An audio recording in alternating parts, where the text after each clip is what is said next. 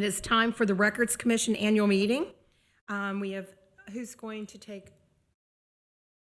oh, you're going to take roll call? Oh, yes, okay. Kathy Ulrich Here.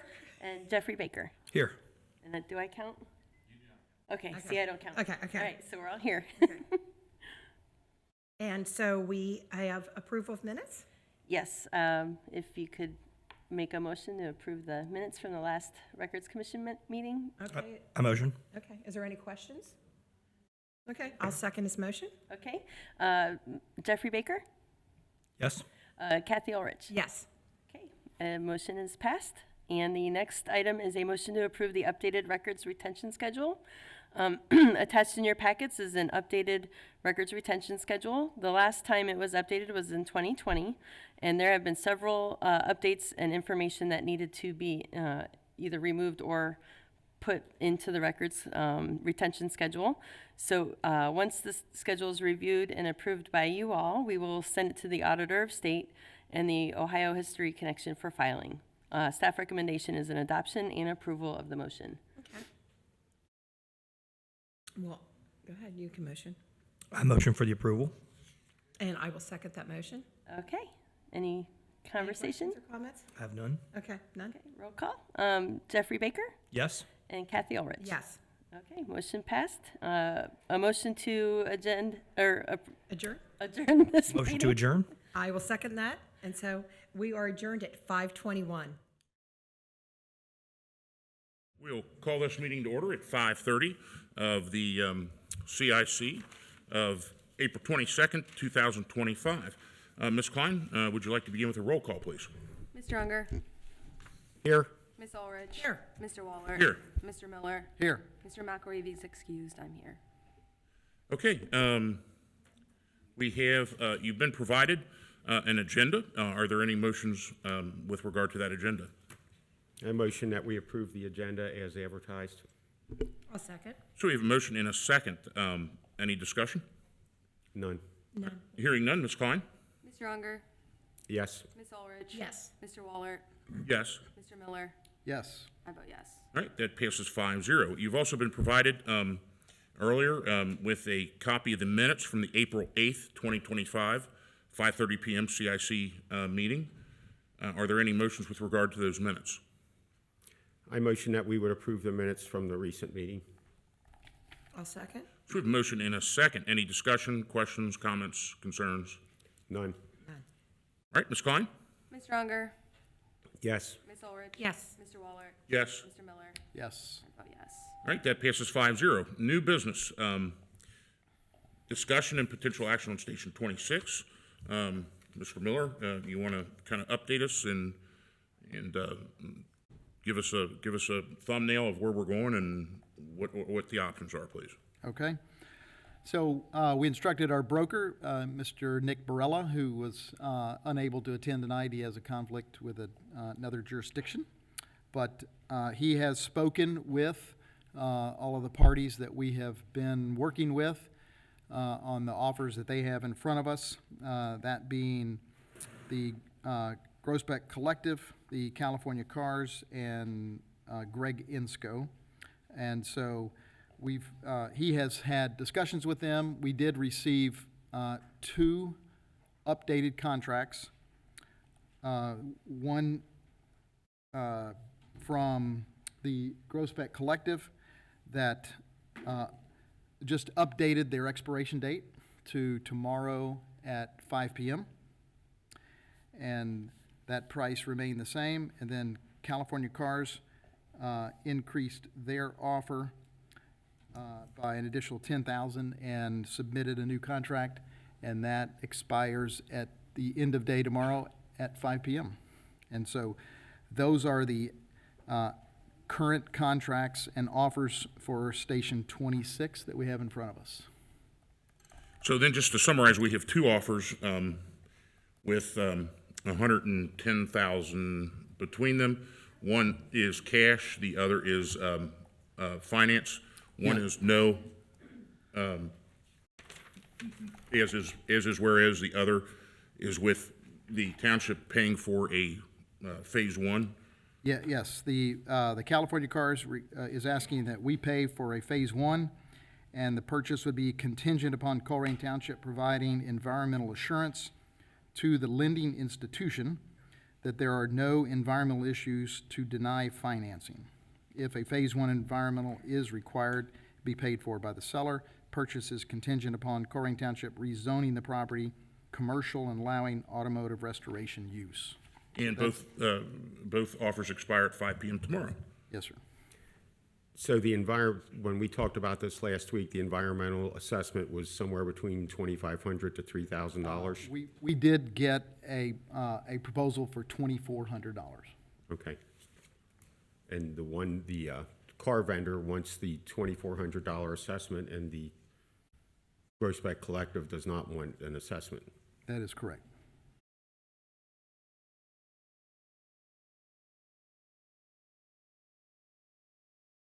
Any other thoughts?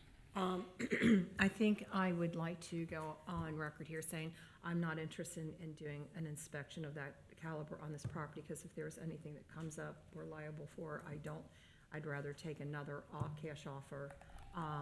But with the other offer, I would like to counter, and I'd see if Dave, if you could negotiate with Brody, our law director, a sort of what we had talked earlier about maybe of the sale in a few years, that we could, since we'd be selling at a discount to this buyer, that we could make up the money in another way.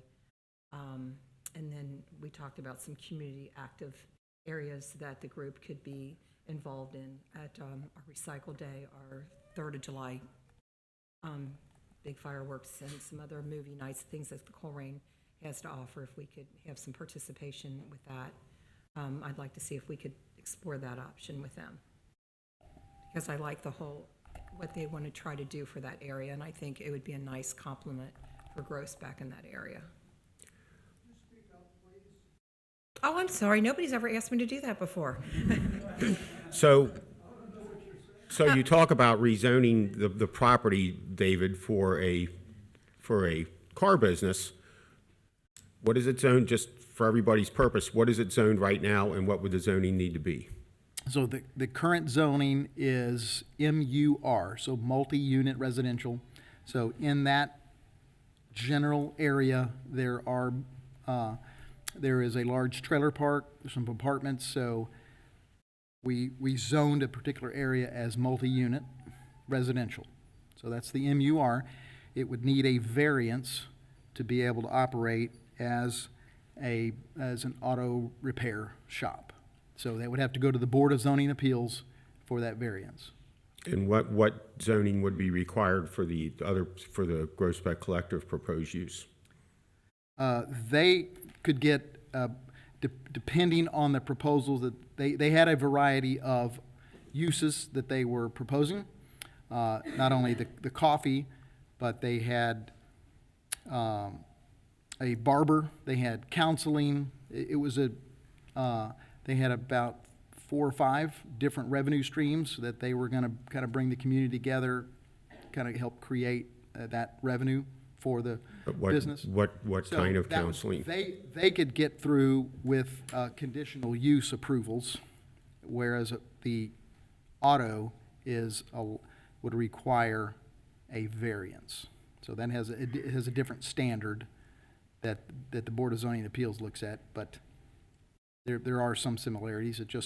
The question is whether BZA is going to allow all of the uses that the collective is proposing.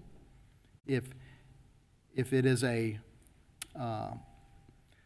think one of the uses was a detail, auto detail service. Well, that would be, what does California Cars do exactly? It's my understanding that California Cars treats, they'll detail new cars for sale, and they do undercarriage treatment for erosion prevention. So one of their interests was being near the Colerain Avenue corridor, where there's a lot of auto dealers, and they could potentially get a lot of business from that.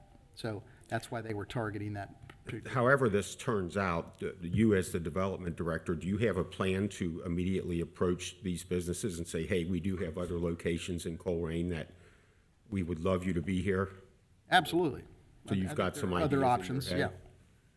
And I think California has expressed interest multiple times, come up with their offer, increased it, and so they certainly like the idea of being in Colerain. They are in some other areas of the tri-state, and they know that this area would be a target-rich environment for them. So I think the potential is there. When I drove through the lot, there were 27 marked parking spots. Is either one of these businesses going to ask for more parking than that, or would that be a change in zoning? Because obviously it's been there since the 60s and it wasn't zoned at the time. So in the last iteration of our zoning resolution, we changed the parking requirements to look at an overall parking requirement, what their circulation looks like. We don't have a minimum number of spaces any longer. We'll work with them on some calculations that say, yes, we think this plan, it's a master parking plan that they have to submit, and I think either of them could work that. I don't know at this point how many cars California is going to have on the lot or in the garage at any I particular would want to time. limit either one of them to the 27 spots. Right. Because one I of the don't- things that's come up in the discussion over the months is there's another business down the street that their lot it seems overcrowded, which is good in a way because it means they have customers and hopefully they're turning those cars around. But I think the way that lot is painted right now, a 27 would be the maximum for either business. Yeah, even if they restriped it, you might squeeze 30, but Right. I don't see how you can stack too many more than that. Take out the shed and take out the gas tank. You could do that. Yeah, you could add a few, if we were they trying were to going to get take out me the out. storage shed in the back left corner, you could pick up a few more spaces there. The 110,000 difference minus the 2,400, or let's call it 3,000, $107,000 is an appreciable difference that would pay for a couple firefighters or a police officer salary or something. So that's something else to think about also. It is. Okay, so we have had a motion, and since CIC, I've kind of been a little bit more informal. There hasn't been a second at this point. Is there going to be a second to that motion, or? And your motion, once again, Kathy, is? To have David and our legal counsel renegotiate the contract with, we talked about a future development cost initiative and some volunteer hours from the collective to Colerain Township. I don't think that the offer's going to change. You're No, not it's- talking it's- about it's negotiating to that keep it part on of the it. back end of the offer, since we're so far apart in the offer. At 5 o'clock tomorrow, both offers Yeah, expire. well, we've left all these offers expire multiple times. Well, at some point, we need to I know, make a that's what I decision, said, we gotta so- get. What I was asking is for our development director and our attorney staff is to renegotiate the contract with Ethan. I'm sorry, I don't have his last name in front. Tagliero. Yet, and put a few different aspects that I would like to see. And we've talked amongst ourselves about the future, if they turn around and sell it, that a percentage would come back to Colerain Township. Since we're far between their one offer and the next, seeing how we can make the difference up. Because we do have a responsibility to the township to get the best and highest price for this property and best use. So, and that was made in the form of a motion. We still don't have a second. I will point out that it's similar to the motion I made last month. I don't know that all that much has changed in the environment of things, and I kind of made it clear in the CIC meeting then that there would need to be some makeup done. I want to see them here, but I need to see them bring something else to the table because of the appreciable price difference. That said, are there any seconds on Ms. Ulrich's Can I motion? offer an alternative motion so that we can give I can see where this is heading, so that we can give California Cars an up or down answer.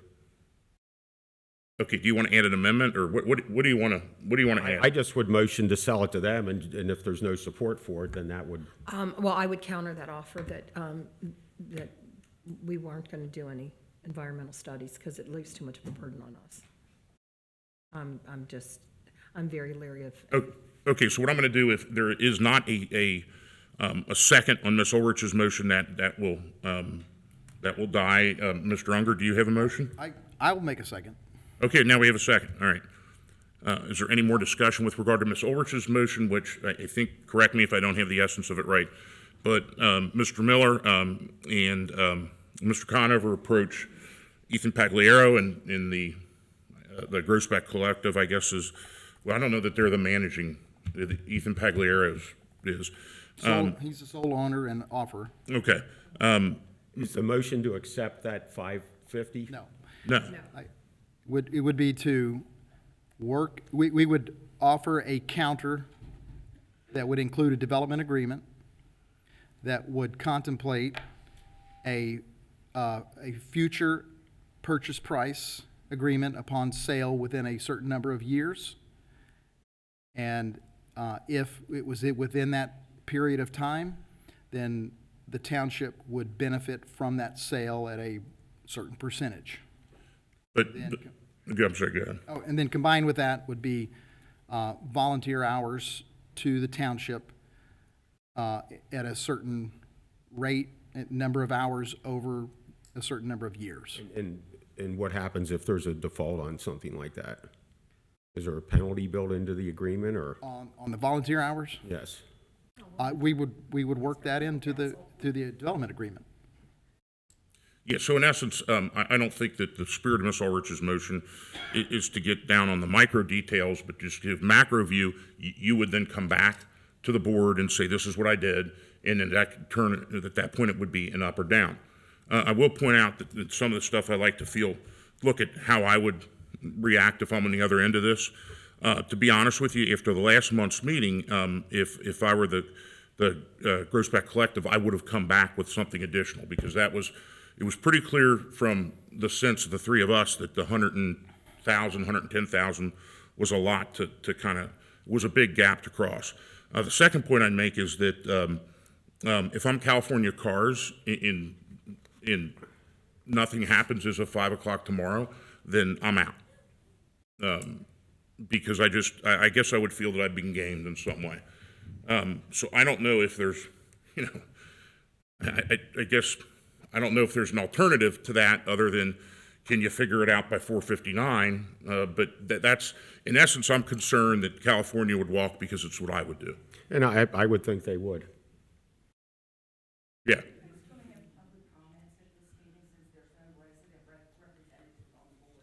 All right, so are there any other discussion points? Or is there, so do you have a motion then, Dan? or- Well, I would motion, just to see where the vote falls, that we would sell it to California Cars for $110,000, and we're not moving on the environmentals. Let's rephrase that motion.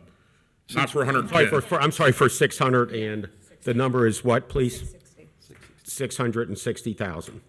Since we have a motion on the floor. Right, that would be what, if I was going to offer a motion, that's what it would Oh, be. no, I'm sorry, you seconded Ms. Ulrich's motion. So now we would need to vote on Ms. Ulrich's motion, then we'll take Dan. I'm sorry, I jumped the gun. And to be clear, that is to not accept the 550, but negotiate with them a little further. We would counter their offer with a development agreement that it would include those components that have been discussed. Ms. Ulrich, do you want to clock on that as to how long that negotiation is in this motion? That's a great idea. Should we, what do you think? No, I don't know. David, how long, and with Brody? Your time? I would work week? to try to get something And this by just, midday tomorrow. okay, Now, tomorrow? Okay, That's a I lot of didn't know. detail, but I think we could come up with a framework. But, Okay. all right, so, I think it's what it's not, the burden's on you. Right. so we'll put that, let's give an exact time then, 2 Eastern, Say 3 p.m. or 3 p.m. Eastern, okay. And that will be this motion, then we'll entertain another motion. Are we authorizing David to do that negotiation? It would be, Brody and I'd work together. Yes, You're the one that works here, so it would be you. so it's kind of my belief then that would get board approval. That would be something, I guess, that you could, you know, I guess, based upon what we've said, kind of put those parameters out.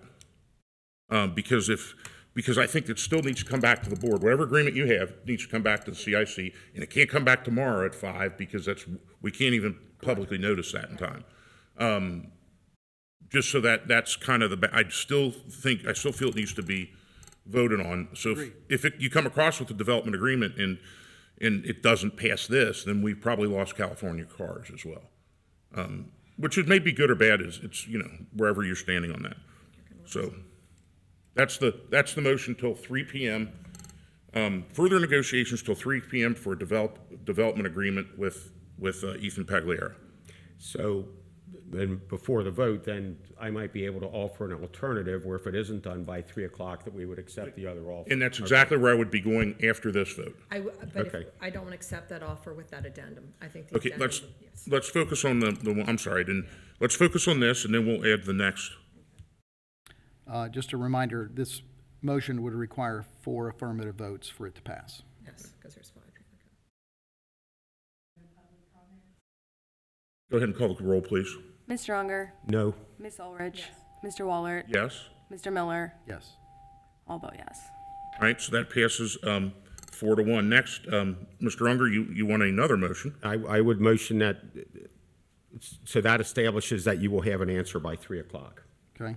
I would motion that if we do not have an answer by 3:30, that we accept the offer from California Cars for $660,000 Can we change accept? with no environmental discounts. Okay. That means to not accept the addendum. So you're not accepting the offer, you're countering the offer. So just to put the motion clear. 'Cause Yes, that would be a counter. It would be, we would Or counter. that we would counter to, Okay. I motion that we would counter to California Cars if the other issue is not resolved by 3:30 in the afternoon on April 23rd, that we would counter to them for an offer of $660,000. Okay. Minus the phase 1? It- Is that what you're saying? Yes, taking out the whole addendum. That's his motion. Sorry.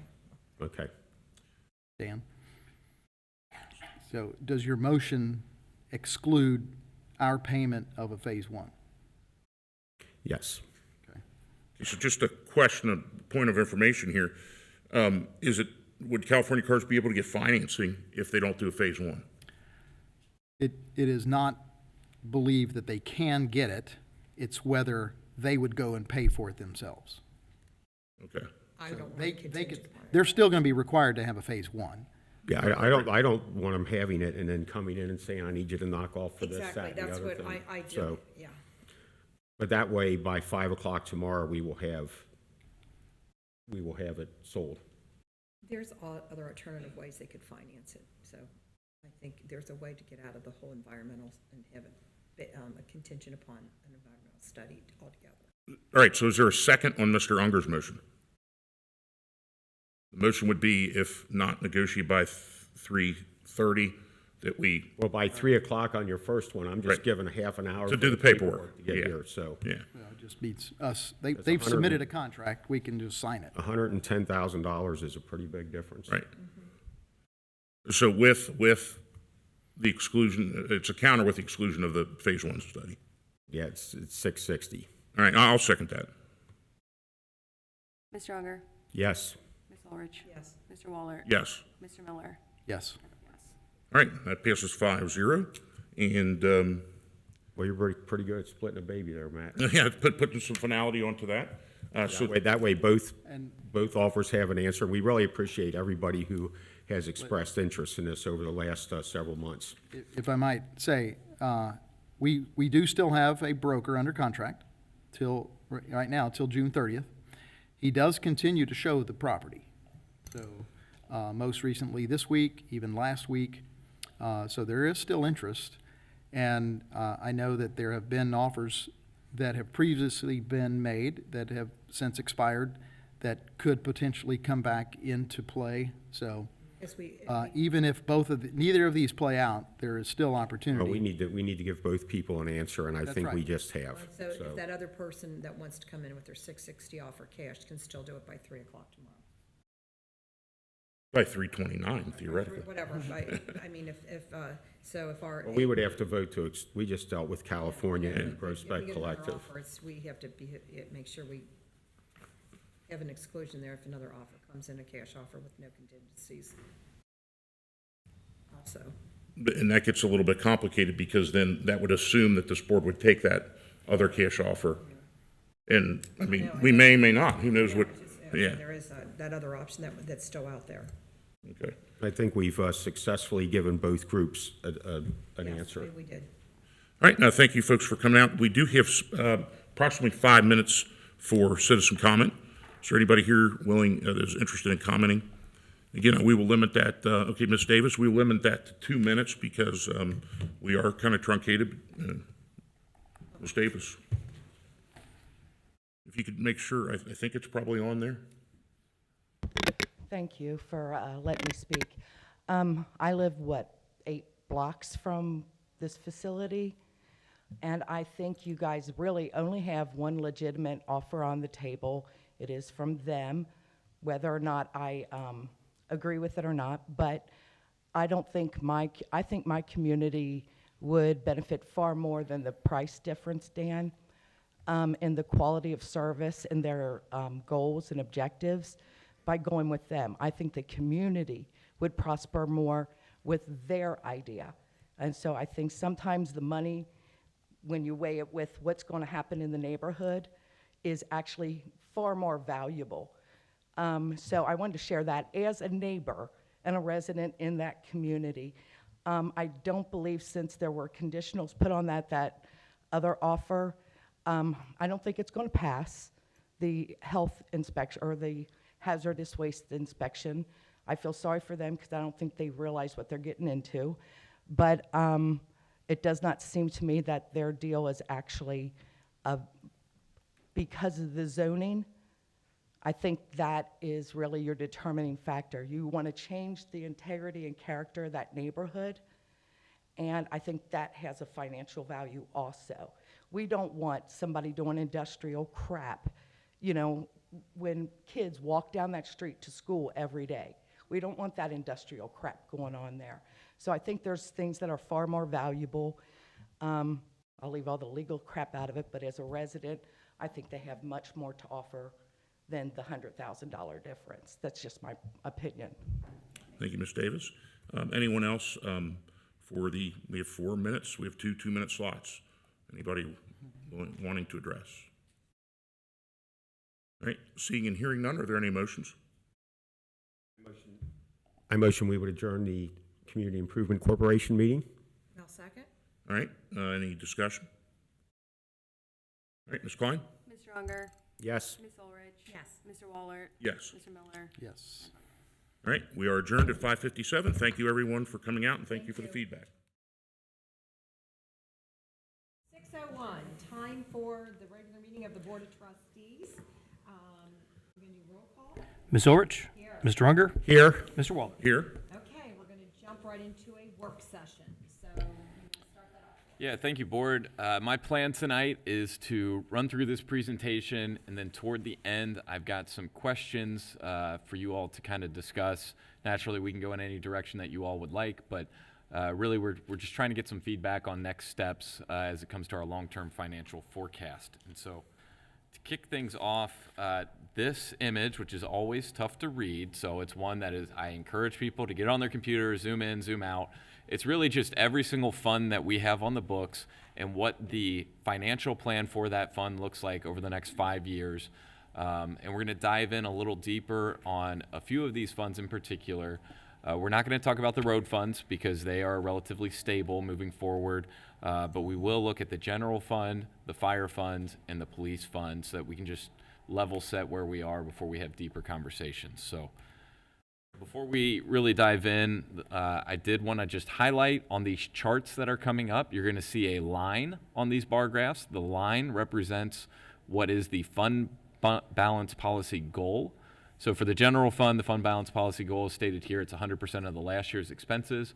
Police and fire, because they are levy-driven and levies are cyclical, is 25% of the last year's expense. So it's going to ebb and flow based off of our projected expenses. Digging in on the general fund, prior to 2024, we had kind of been in a stable fund outlook. We made a couple strategic decisions after the levy failed in the police department to utilize reserves in 24 and 25 to help offset our police department. So that's where you see that drop down from 24 to 25 as we're drawing that down. What I want to point out, though, is it's contemplated at the end of the 5-year cycle, so 2029, to be less than $2 million. So when we start to talk about the long-term financial needs of police and fire, absent changes in our general fund spend, there is not likely going to be enough surplus dollars available in the general fund to cover those operating deficits. So a couple things in there. These are averages about our subsidies when it comes to our parks, roads, zoning, and community center. These are just different items for you to keep in mind. Outside of those 4 areas right now, we don't necessarily have subsidies to operating areas unless there's a one-off like we had with police the past couple of years.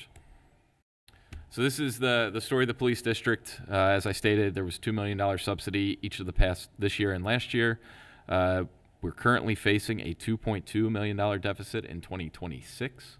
So I'm sharing that because, as I just stated, our general fund balance is projected to be less than $2 million at the end of 29.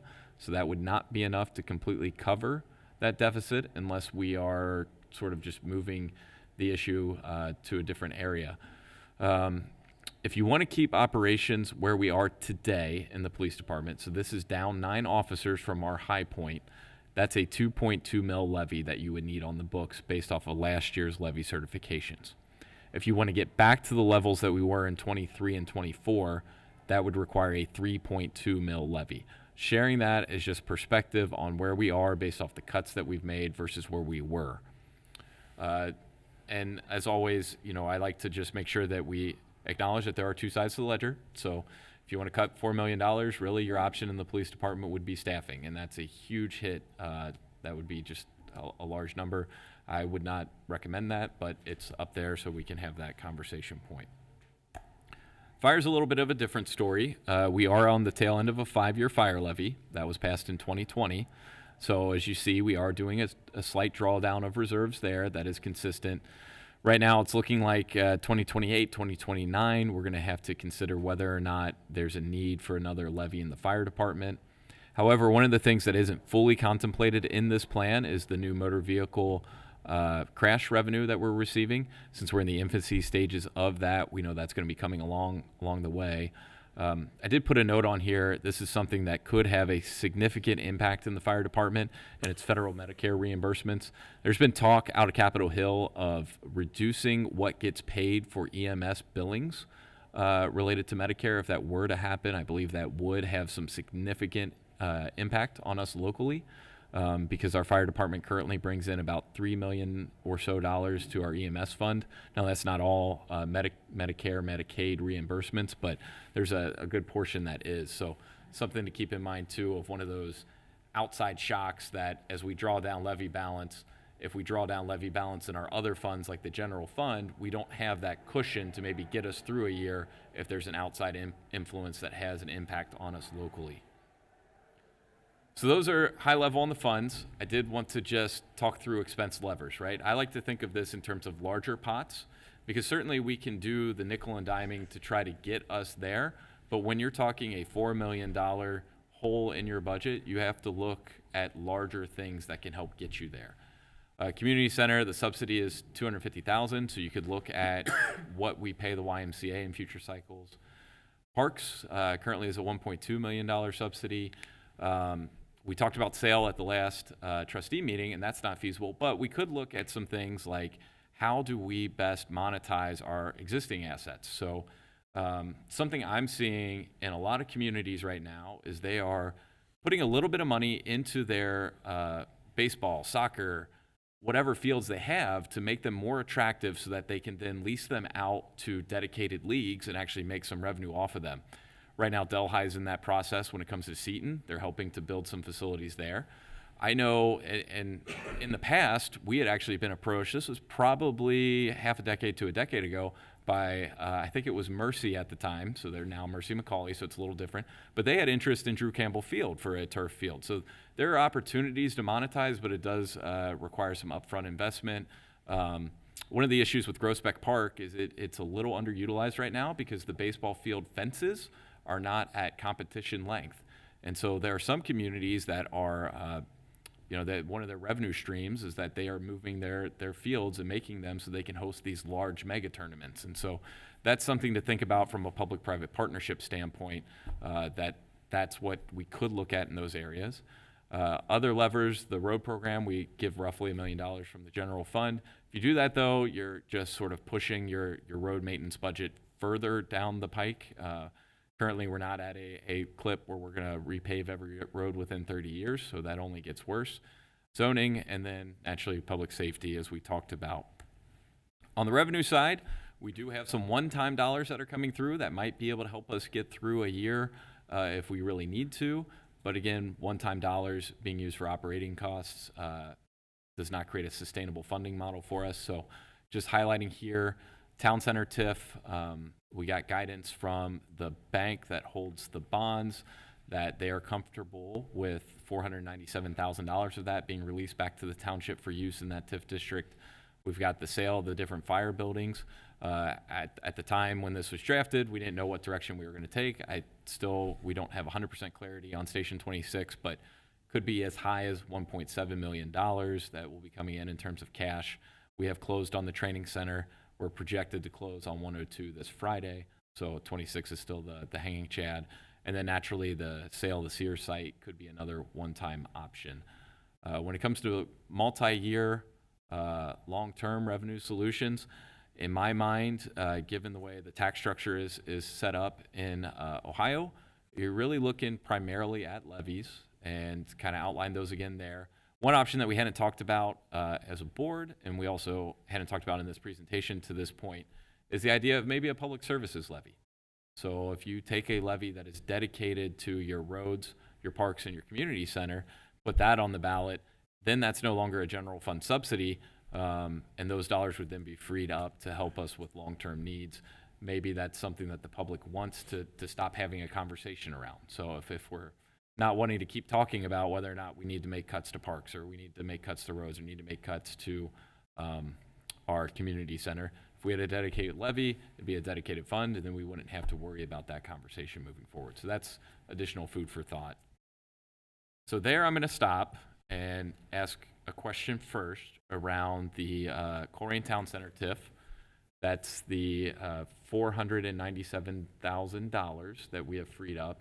And if we have an initial policy stance or considerations on how we might want to use those. Jeff, before we get to that, I have two questions about your presentation, and thank you. That was, yeah, let's do that then. That was done. That was a fantastic job.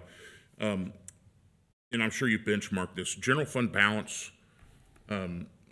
versus expenses in other townships generally.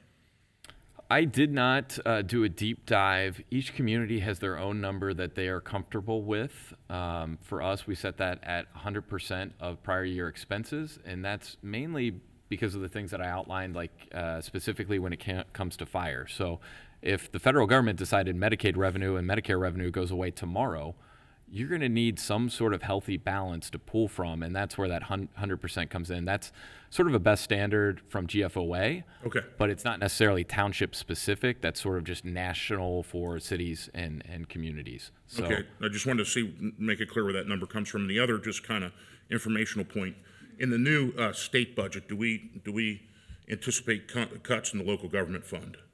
I have not seen any planned cuts. There is talk about an increase.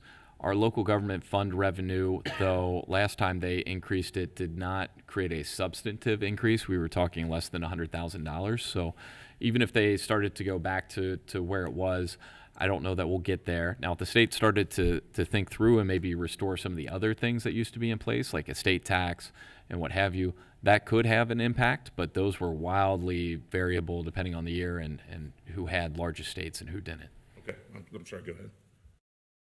Other questions on the presentation before we get into discussion areas or areas where I'm seeking guidance?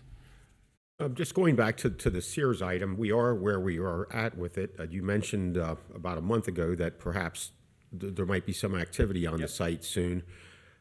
If you just look at what just happened with how long it took to get to this point with the 2 fire stations, apparently by October or so, we're going to have a nice big lot up there. At what point are we going to start looking for, requests for proposals for that? Because I don't want to sit, for another year with an empty lot. I think, Yeah.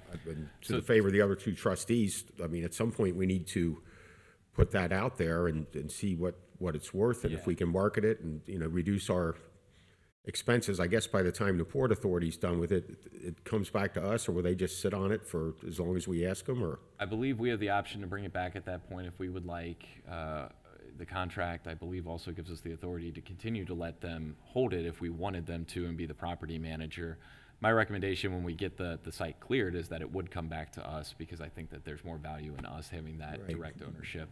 But that's 6 months from now, and so- by the time we got an RF, Yep, so we have draft RFPs from other communities that have had similar property sales and similar redevelopments occur. So we're prepared to activate those when the timing is right. when do you think that is? I think as we get closer to final demolition of the site is when it makes sense. So, and what I mean by that is when the building is gone and the ground is kind of what's left behind. Because there's always going to be some cleanup work, and there's, a month or so of work there. I don't think the full demolition and contractor is going to be off-site until the end of the year, so the end of the calendar year. But the majority of the building and everything else should be down around October, which in my mind is when we're putting this out to hit the streets. Yeah, I just, in contradiction to that, I think it'd be good to kind of get the word out now so that by October, somebody might have at least some ideas together. And we have shared kind of where we are, what the plan looks like to a number of different development partners and groups. And we're encouraging them to get their pencils sharpened. Something else to keep in mind is, since year end is a important moment in time for a lot of private groups, and then when they're doing their taxes the next year, they're looking about how could they offset if they go and buy something this year's taxes for next year. That Q1 could be an ideal time to be receiving those bids back, because a lot of those development firms, after they close their books at year end, are going to be looking at what their projects are for that year. And so if you have it in the pipeline in October, they're thinking about maybe putting it together. And really, if you give them a long enough runway, so maybe by the end of January is when those responses are due, you could have more robust responses back. Right. Yeah, we just need to get the word out. I don't know what you think, Matt or Well- Kathy. Well, to illustrate your point, Mr. Weckbach, so knowing, a fair amount of people in development, my father was a developer for 30-plus years, is that the thing I keep hearing when I'm like, hey, why don't you call Dave Miller about the mall, is that they want to see the first hammer go. Yep. Because these things have had many false starts a lot of the time. I feel good about ours not being a false start, because there's been just an inordinate amount of homework and research done into this. And, actually, we handpicked kind of an administrative team based upon this being the biggest challenge. And I remember telling Mr. Mills probably, 5 years ago now, I want a meeting every week about the mall and what we're going to do. And I believe you still have those meetings every Friday. And Mr. Weckbach has a tremendous number of contacts in the development world, as does Mr. Miller, and they're both working those contacts. But, what was the old quote? You see better with your own eyes or you see better than you hear. Rumors and things that run around these development projects sometimes undermine them until the first hammer goes. And then I think people get very interested, because it's now a reality, and it's not something they're going to have to pay to do. It's going to be taken care of for them. So to that point, I know that there's been a lot of outreach to a lot of different people. Several of the names I've handed straight over to Mr. Miller that have asked me about it. And I think that's the one theme. So it's something that's going to take as I said when we bought it, it's going to take some patience. It's going to be an incredible opportunity for the township, but it's just going to be slower than any of us would like. And that's okay with this because we want to get the best deal too. So, yeah, so I don't think that it's existing in a vacuum now. It's just that people want to see proof.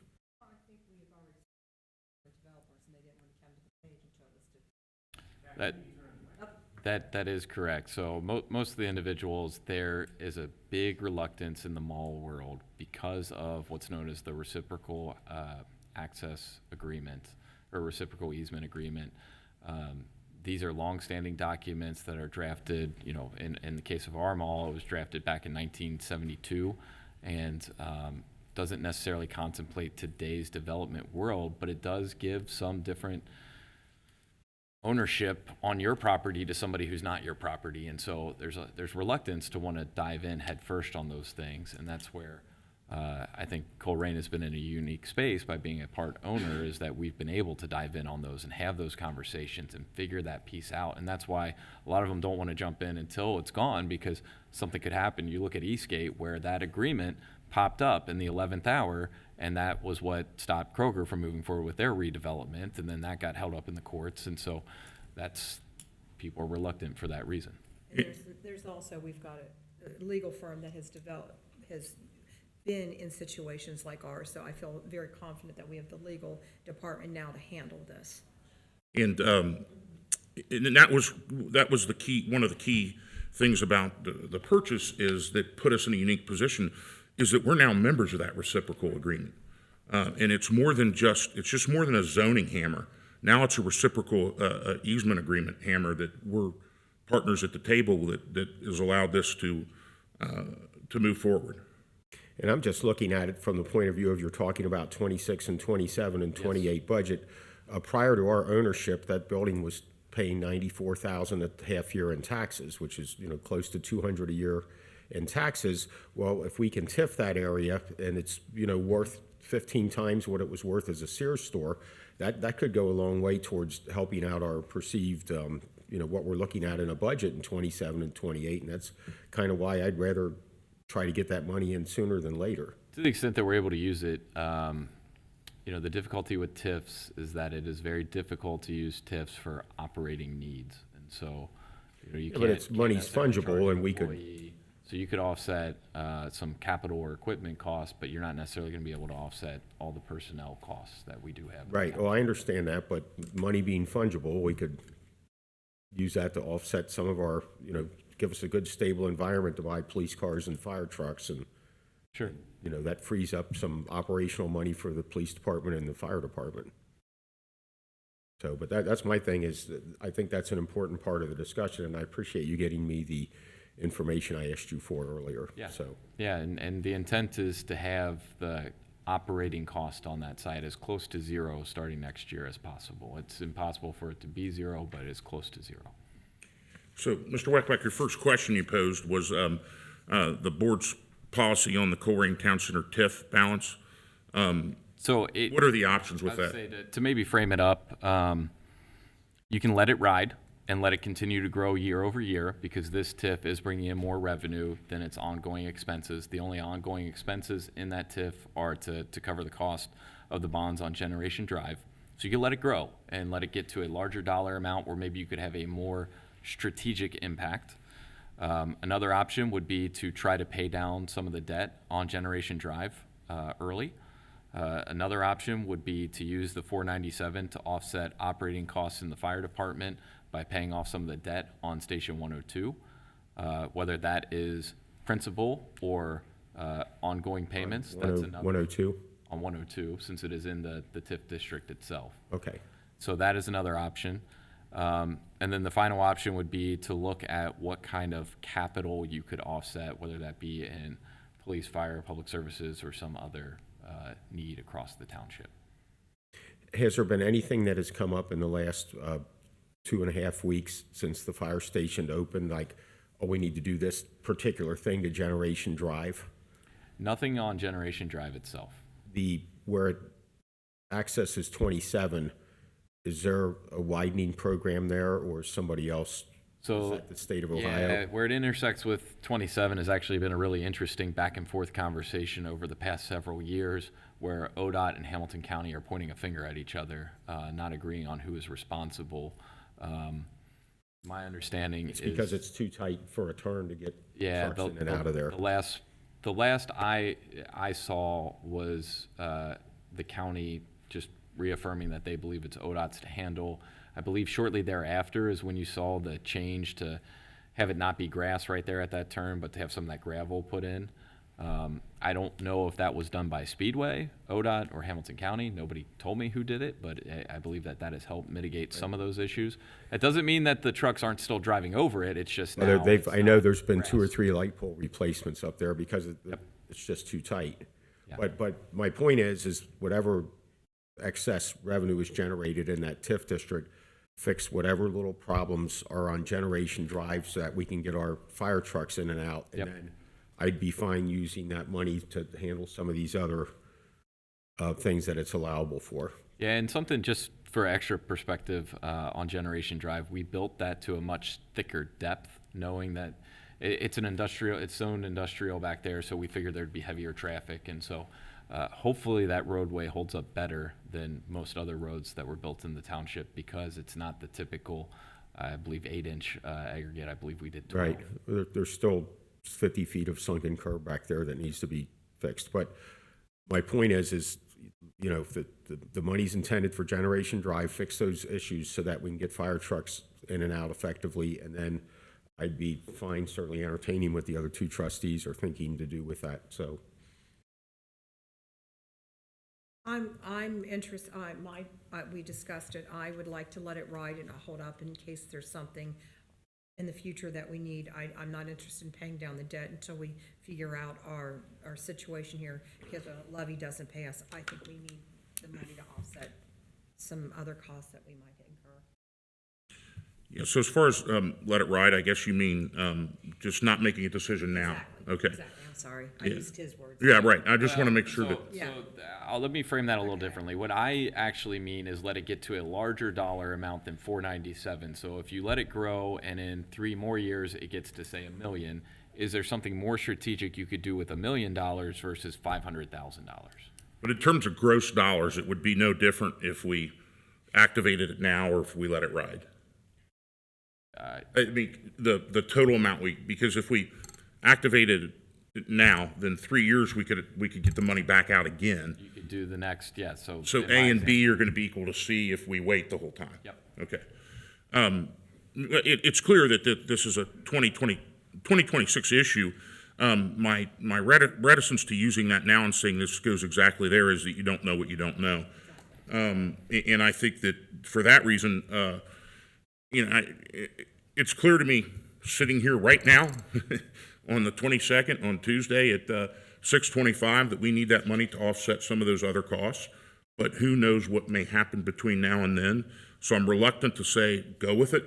But essentially I'm saying let's keep our powder dry because who knows what can happen next.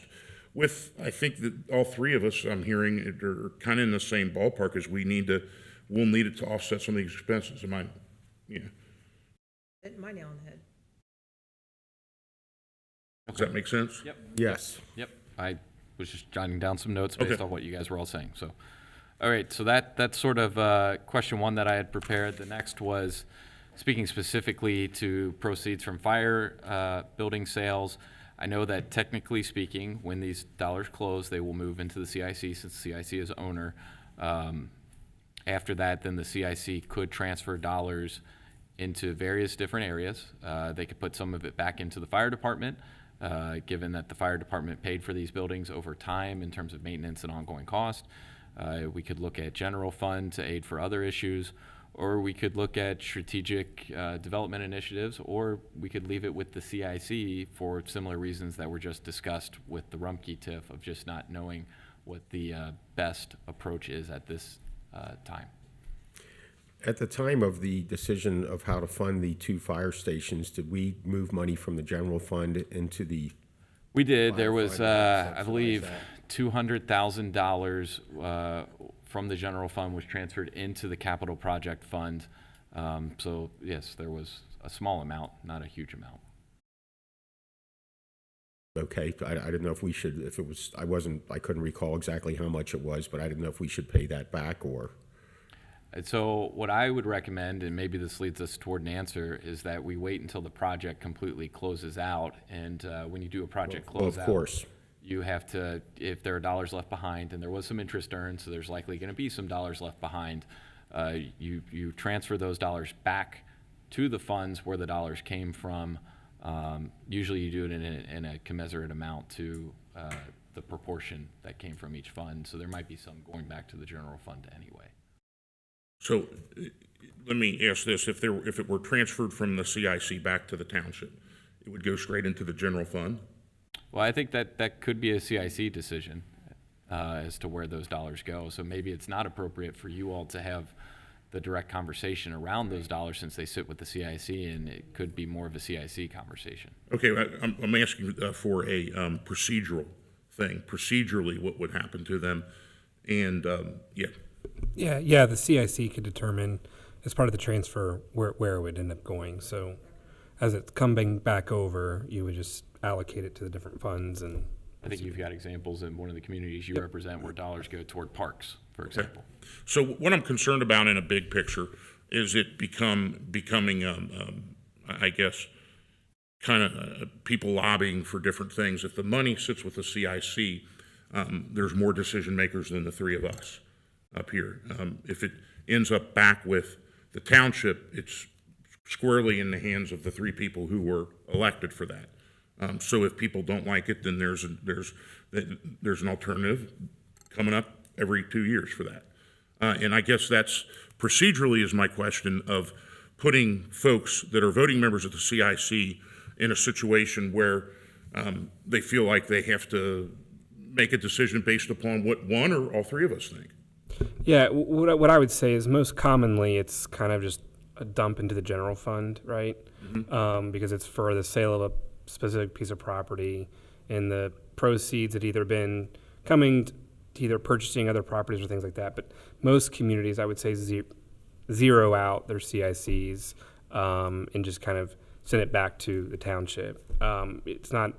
I've got one client that has a very active CIC and buys property and owns and is a landlord to a lot of different buildings and properties, but I would say more often than not, it typically just kind of zeroes back out, goes back into the general fund, and then can be allocated kind of out of the general fund, really at your guys' discretion. I would say is the most common, Okay. but I don't think, I think procedurally, if you wanted to have the CIC make a recommendation or even kind of allocate it in the transfer, I think that they could. I don't know that that's super common, though. And then procedurally, would the trustees then accept the transfer? Yeah, it would just come back. So there would to be you a all. vote for acceptance? Yeah, presumably, yeah. Okay. Well, I'm kind of in the same place. I love that you've put this together, and we've been talking about this for a while now, that it's important to look around the corner to see what's coming.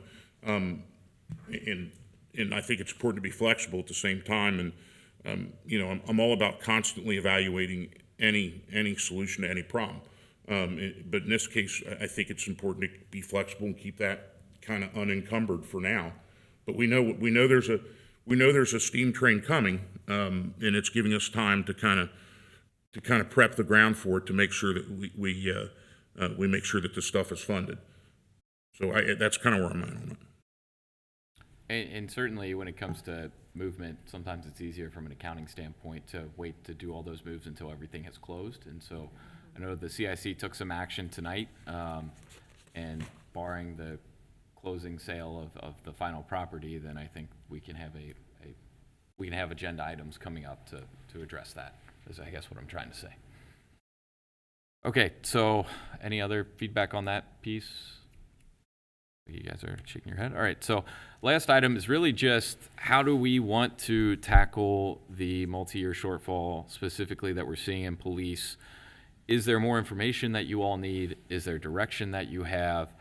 How can I best aid you all as you go through your thought process to addressing whatever we need to do to sort of stabilize the police fund?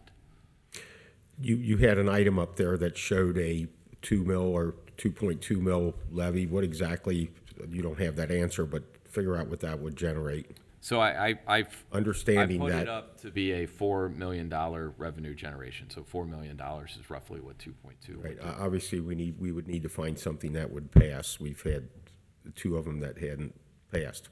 Yep. So that's where I'm at.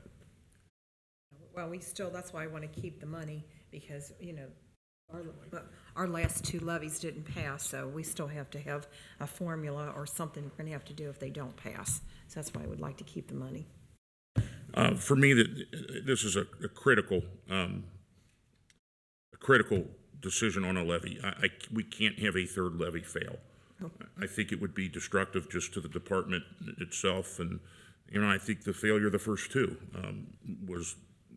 did damage to the department. But so in my mind, I don't favor June, because we've got some funds that we can hold out longer with, and at the same point we can continue to try creative solutions to some of this, which I know that there are all kinds of proposals in the wind now. Something may come of some, others may just die, but I think we owe it to the taxpayers to make sure that we wait till the last minute. Fall is awful hard for levies because there's so many usually, and I think people get a little bit of levy fatigue at the same time. And I just want to squeeze as much as we can out of our current projects. Yeah, so it's something that I didn't put on here, because when I was drafting this, I don't believe this had hit the news, but just for food for thought for anybody that's watching or listening in, if we saw the news out of Harrison Township in Hamilton County, they had a levy that did not pass. The sheriff's office, after a couple years of more free patrol, finally sent them a notice that they are no longer patrolling in that community. So, and I only bring that up because there's been rhetoric that I've heard at different times of, well, if we just don't support a levy, we'll just go back to the sheriff.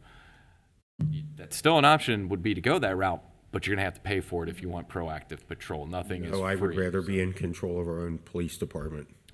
And so The sheriff would allocate their resources everywhere but here. So I would rather have our own. Understood. Yep. And I'm in the same boat. I think our men and women of our police department do incredible work, especially given what you mentioned, Matt, with the past 2 levy failures. So food for thought for you all, because I'm hearing a little bit of a mixed message. To the extent that we want to move forward with cuts, we can implement them as quickly as you all tell us to go. So that is just out there for you all to consider. If we're looking at next big sort of decision points, we do have a tax budget in June. Typically, when we adopt the tax budget, the county auditor is going to be looking for our funds to have a positive balance at the end of 2026. So there's going to have to be something in that tax budget, whether it's on the revenue or expense side, to balance that part of the budget. When it comes to levy decisions, if there is a desire for a levy, that would have to start in June, because we have to certify rates with the county auditor to then have a vote and adoption in July, so it could make the ballot by August is when we'd have to get it to the Board of Elections. So those are all just key dates to keep in mind. For more information for you all, I have asked Ed to do a presentation at the next board meeting to talk about police staffing levels so we can dive in deeper.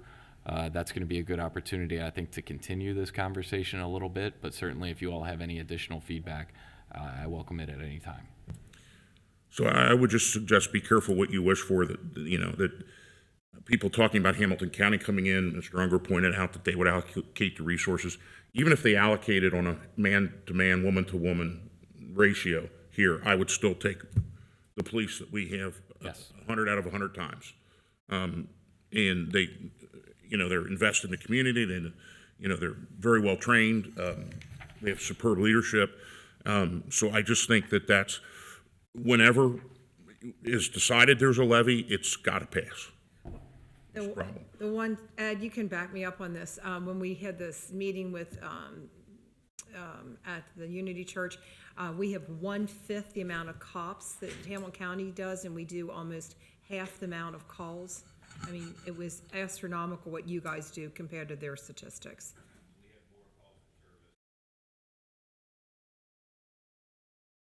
I couldn't remember the actual statistics, but it was absolutely astronomical, what.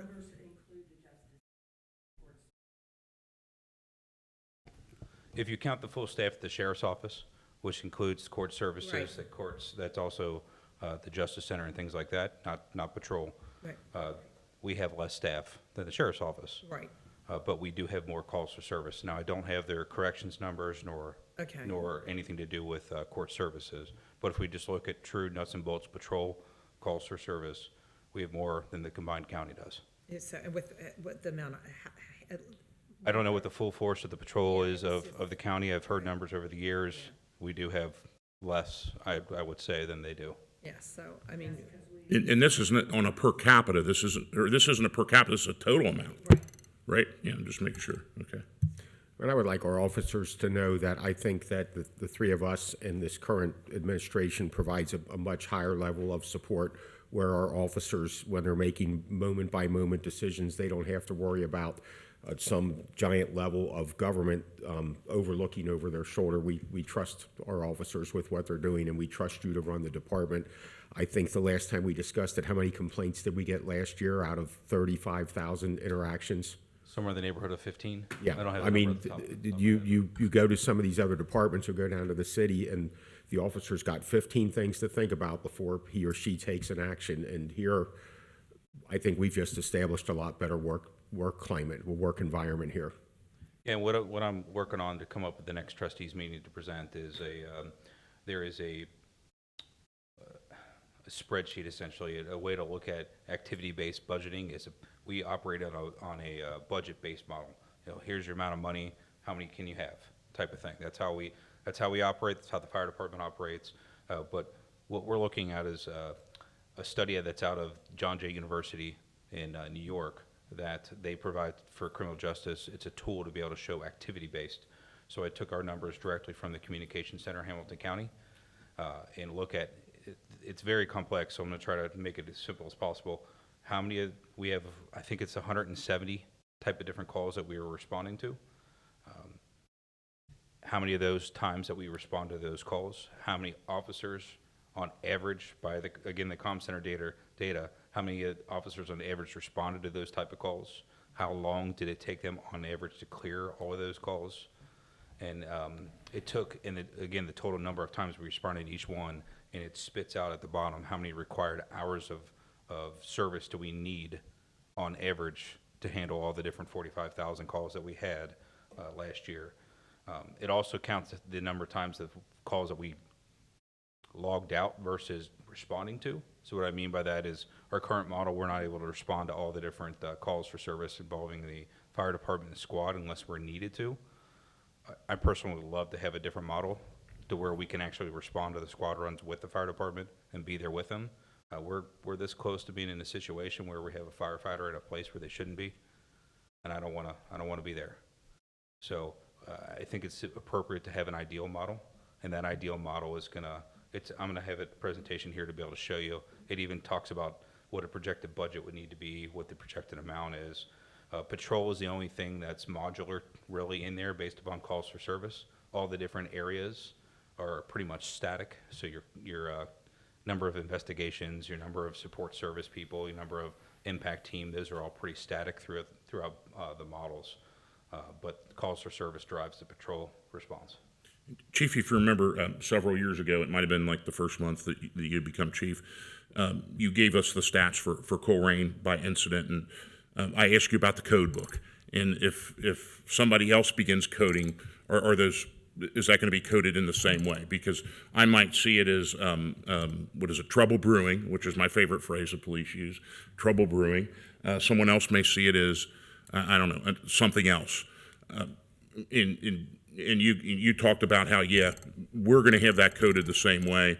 We're going to maintain that discipline to our data. What about the county? And when we use this John Jay model, which, by the way, incidentally, John Jay is the top level of research institutions when it comes to criminal justice. But are we assured that the county has that same kind of data control and discipline? I got an Excel spreadsheet directly from the county, the communication center. We're not talking about the sheriff's office, we're talking about the communication center. And directly for all the different, how they coded the calls that we responded to, is what's in the spreadsheet and how it was sent to us. So my question is, could they, It's the same for what they sent to us, as well as what we tabulate inside our RMS, which is PL9. It's the exact same. So if it's saying that we responded to a trouble brewing, how it is captured in our response is the exact same way. It's actually is a trouble brewing. yeah, my concern is not on that interaction of data, but how do I know that the county doesn't start coding one complaint differently in 2025 as it did in 2023? There's no way to capture for that because Okay. that involves human error. So it really comes down to how it's coded is done by the person that's actually taking the call. So at the communication center, whoever's taking the call, they decide how to put it in. Sometimes they code things wrong and we have it adjusted and fixed in there, and they end up updating it as it goes. But okay. so there is miscodings, but it's pretty rare. So, so if you have to update it, it'll bounce back to their data and populate with the new. Yeah, they'll change the type of response. And I know that there's going to be some deviation, whatever, probably 5 or 7.5% from how one would, maybe even 10% how I would code it versus how Mr. Baker would code it if we received the call. But the policy guidance from the county, do you guys get notified if that changes, saying, look, we're now going to call this kind of call, when in the past we've called it this kind of call? No, I don't. We do not, and I don't see them changing it either. Okay. Yeah, it's pretty much been the exact same coding on how it is. There might be additional things that come out. Talk about heroin overdoses. They might code it as a one way for an overdose, and then this one is like a known drug overdose. They might have some deviation there when it comes to there, but it's still overdoses. It's still squad runs. It's still roughly the same at its core data. Okay.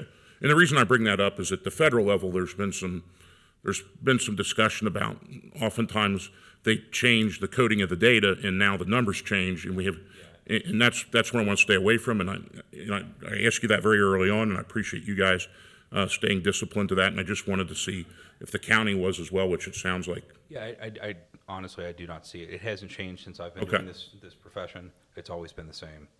So I don't see it. Now, some calls might come and go, ebb and flow. Like we used to have a major script issue at CVS, Walgreens, where fake scripts were being turned in. Right. That type of theft by deception is no longer dispatched.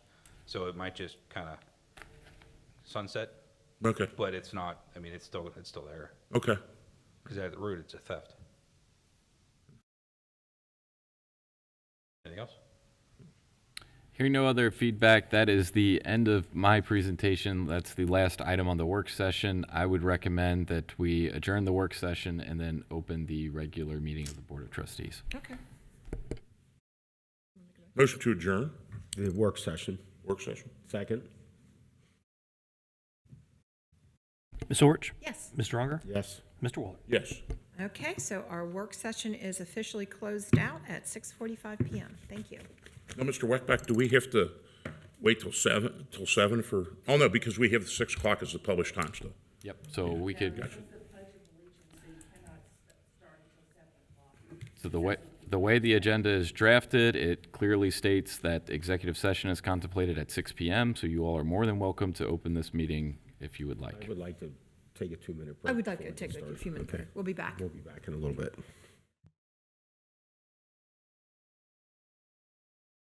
Time to start the regular meeting of the Board of Trustees, April 22nd, 2025. We'll do a roll call. Ms. Orch? Here. Mr. Unger? Here. Mr. Waller? Here. Okay, we can stand up and do the Pledge of Allegiance, please. I pledge allegiance to the flag of the United States of America and to the republic for which it stands, one nation, under God, indivisible, with liberty and justice for all. Before we sit down, I'd love to take this moment for meditation. At the end of this month is the 50-year anniversary of the Vietnam War. I would like us to keep in our prayers and the thoughts all the people that did not survive that war and all the people that came home with psychological, emotional trauma in their lives that still exists to this day. So please keep them in your prayers.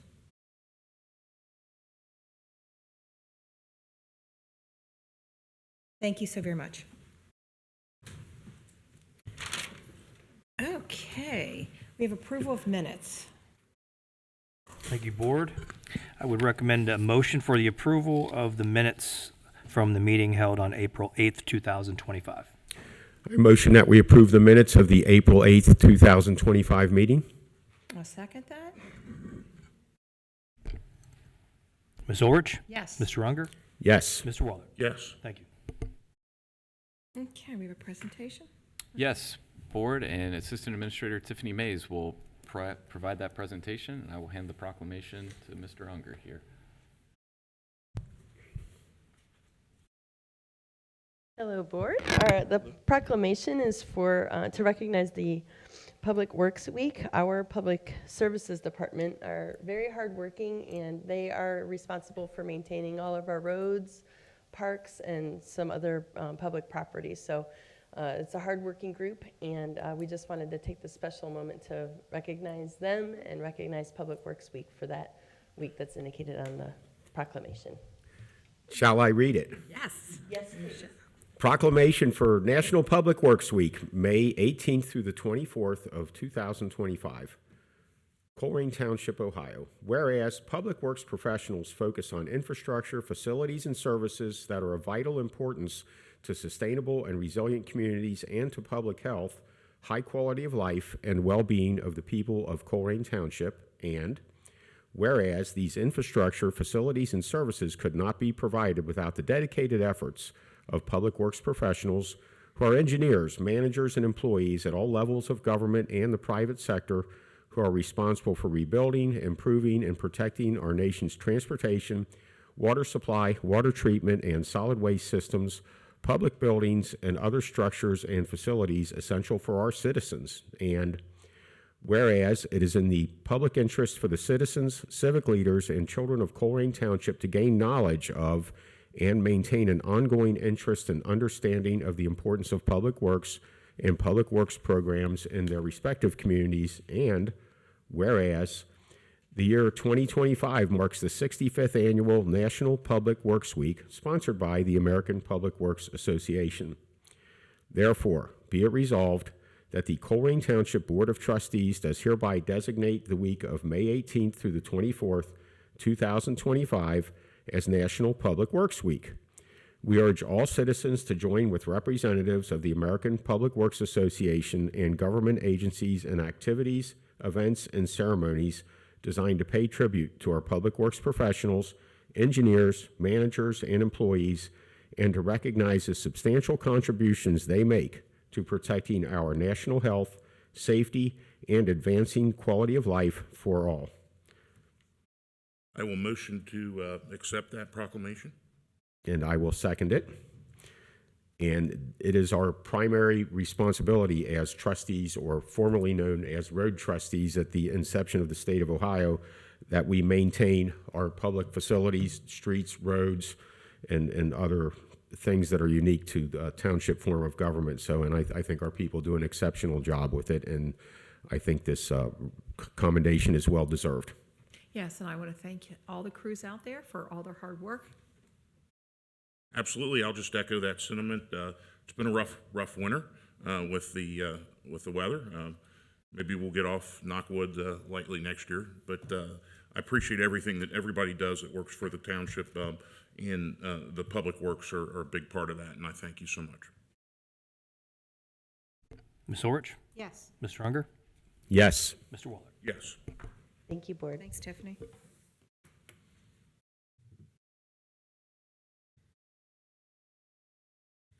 Okay, now we are at Citizens Address. I'm going to just read our proclamation here. Please be aware that the statements and opinions provided by our members of the public during Citizens Address do not necessarily represent the views of or positions of Colerain Township, nor they are guaranteed for accuracy. The township does not vet, fact check, or pre-approve or review any such commentary prior to Citizens Address. And for those who don't know, we have a new timing system.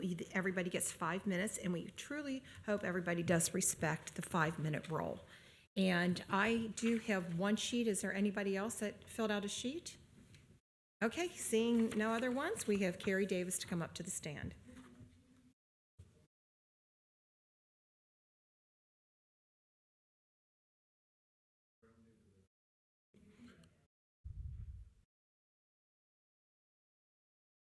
I called Miss Davis, so please come on up, please. Thank you. Thank you.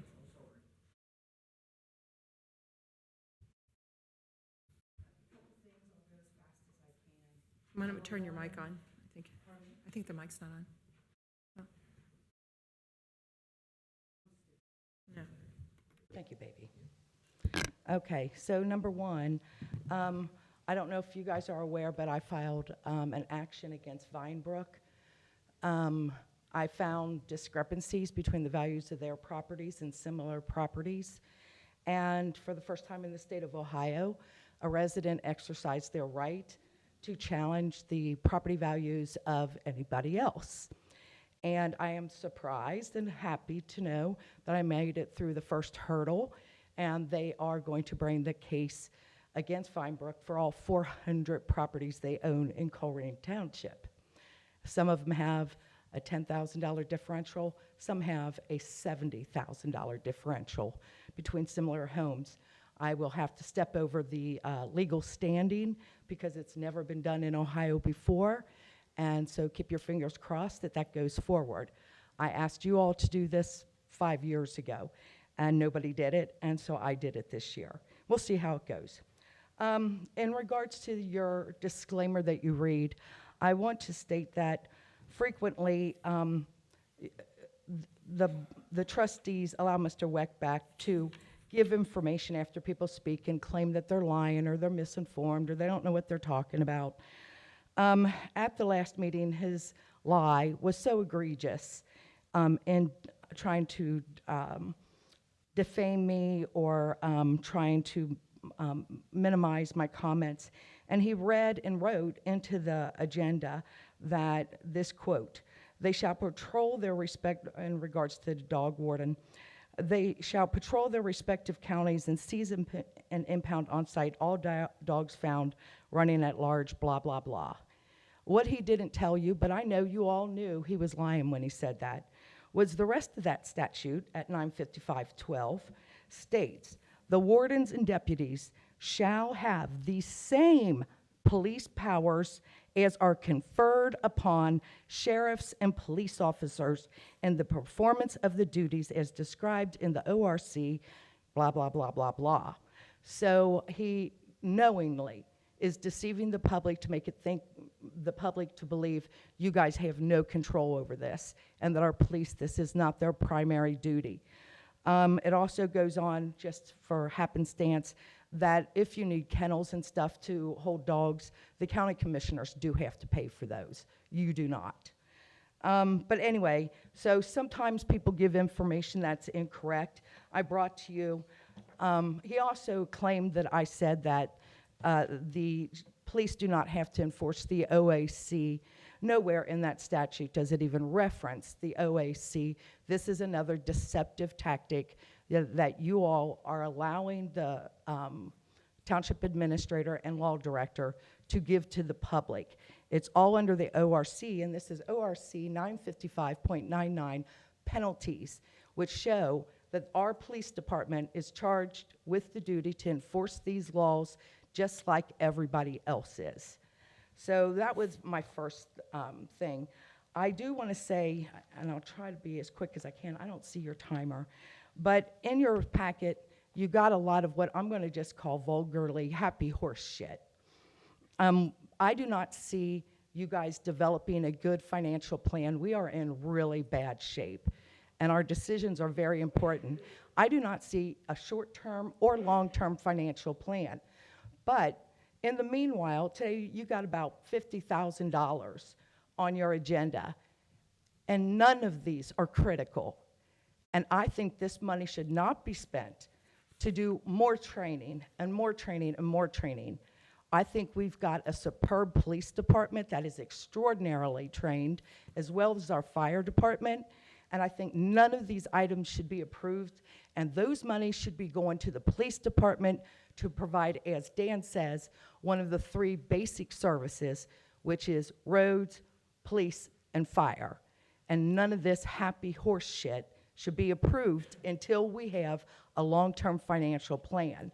I'm also concerned that you had a work session, and you don't give anybody an opportunity to talk. Jeff gave me a couple minutes after the meeting, which I greatly appreciate, showed me where I was wrong on a couple things, gave me a couple things I need to review to see if I'm correct on. And if we had a better dialogue, maybe people would support you better when you ask for levies, when you answer their questions, especially when it's somebody who's vocal like me. So I'm asking that you Hey, do Ms. not Davis, your approve time this. is up. Can you go ahead All and right, please sit here down? is your Ms. Davis. statue. Thank you.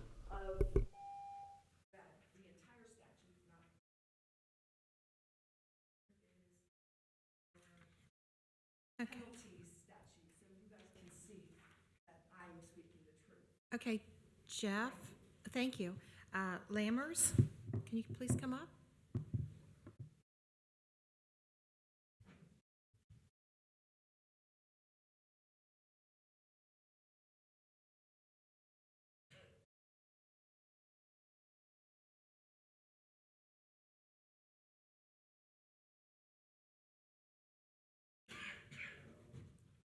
Okay, we'll start your 5 minutes. Go ahead.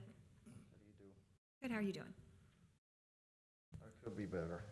Oh, I guess I'm here to plead my case because I don't know how this works. That apparently there's a judgment against me and I don't even have a way to defend myself. Yes, I know my yard has got some necessities of clean it up and everything. I don't want to live like this. You can see I'm not in good shape. I have spine issues. I just had spine surgery a little over a year ago. I'm trying to get back to normal. And they said I got 2 weeks to get everything done. Or they're just coming to take it. I don't understand how that's even possible without me going to court and having my day in court.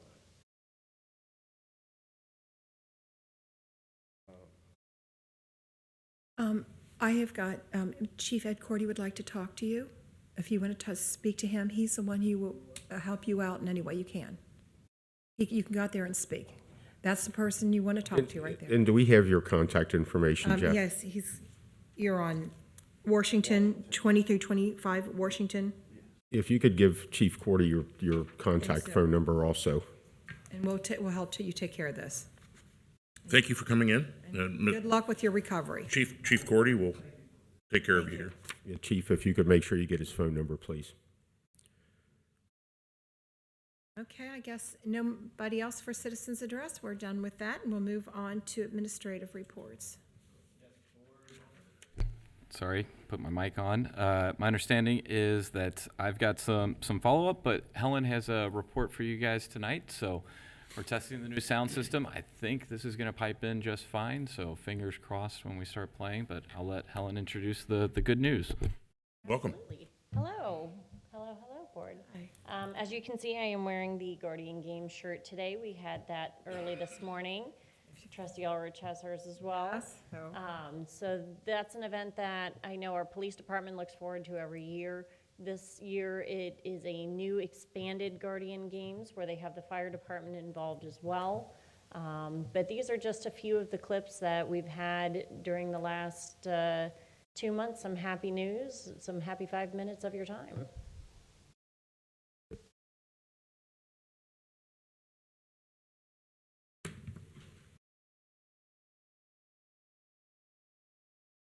Well, there's that sound system.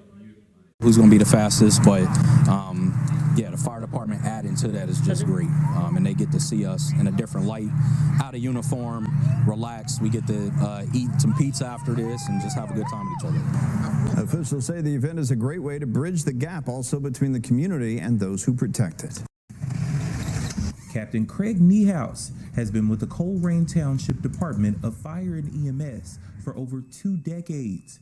He's following in his dad's footsteps, who retired as an assistant chief with the department. Growing up with that in the household and seeing him, respond from home to go help people and hearing different stories. Over the years, that's a sound he's got used to hearing. With a current staff of 174 career and part-time employees, they're the second busiest fire department in Hamilton County. after the city of Cincinnati. And usually right off the bat, we're getting at least one call, if not two, before 8 or 9 o'clock. So any given day, it's, average of 30 plus calls. Now they're being recognized for their hard work. The Ohio Department of Public Safety recently named Colerain Township Fire the 2025 Fire Department of the Year. After a workplace accident left him with third-degree burns, there's a Colerain man is now dedicating his free time to raising money for children with the same type burns. Brady Williams spoke with the founder of Cans to Care. You really don't know what you're going to do with the rest of your life. I was laid out. It's like, well, my thoughts are, am I going to work again? Am I going to be able to lift things the same way again? Will I have full ability of my body? He has recovered, and he decided he wanted to do some good. He says he heard about someone who started recycling cans and donating proceeds to hospitals and thought, why not try that? $1 raise is $1 they didn't have. Firefighters with the Colerain Township Fire Department are always doing things together. Each and every single piece of work they do throughout the day is embedded in teamwork. And after 50 years of service, the department is sliding into the new year with a historic award. It's just an honor. Among the nearly 1,200 fire departments statewide, Colerain Township's department is being recognized as the Fire Department of the Year. All those years of hard work through every member of our organization culminated into that point where someone says, you guys are Fire Department of the Year. Strong points. I got shrapnel in my leg. I got 2 concussions. Ultimately, I hit 6 IEDs. It's an experience that later drew him to the Colerain Township Police Department. Most of my buddies were able to come home because of things that I did, because of things that other operators did. So that's what really matters to me the most. I get the same feeling from the military that I do here, with a sense of brotherhood. Boyd now serves as an environmental crimes officer, investigating things like illegal dumping and stolen vehicles. But it's interacting with the community that means the most to him. I love teaching. I love, making kids aware of things to do, things not to do, stuff like that. So I've always had the feeling you have to have communication with your community. In addition to the Purple Heart, Boyd has received 2 Army Commendation Medals. He was also awarded 2 Chiefs Commendation Medals for his involvement with the Colerain Township Police Department. I don't consider myself a hero. I just, consider myself, doing the job that I'm supposed to do. A big honor tonight. Out of almost 1,200 fire departments in Ohio, it was named 2025 Fire Department of the Year by the Ohio Department of Public Safety, Division of Medical Services. The award highlights excellence in service, continued training, and community engagement. Members of the fire department will travel to Columbus in May to receive that honor. She is a small part of a big department, but her presence doesn't feel that way at all. As a firefighter with Colerain Township Fire, Tony Van de Graft responds to emergencies, protecting people and their property. But when she's not on call, she's in uniform again, this time answering the nation's call to service with the National Guard. I was air defense, so I worked on sites, missile sites essentially. We do like 24-hour operations. Serving the public is a part of who she is, but balancing 2 careers isn't easy. She finds strength in her friends and colleagues, especially during times of deployment. Coworkers from the department on my unit day specifically would reach out and just make sure everything was going well, make sure I didn't need anything.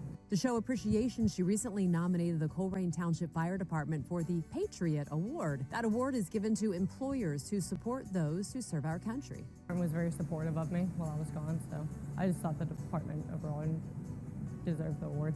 We're looking for the people who are, have that selfless dedication to service, and that's exactly what she's doing in the National Guard, and it's exactly what she's coming back here and doing here. So those are just a few snippets from the past 2 months on some good news happening in Colerain. I know it's easy to focus on the bad, but we have a lot of good going on as well. We've also just released our summer concert and movie series lineup too. So if anyone is interested in going to see those are free for anyone to come and see. It's a great time. We've got a couple of bands returning, Acoustic Blue, Jump and Jive, Big Band coming back, and we are going to have food trucks at the concerts this year too. So lots of fun things planned. And where would somebody find that schedule? You can find it on colerain.org and just type in the search bar Sizzling Summer Series. All right, thanks.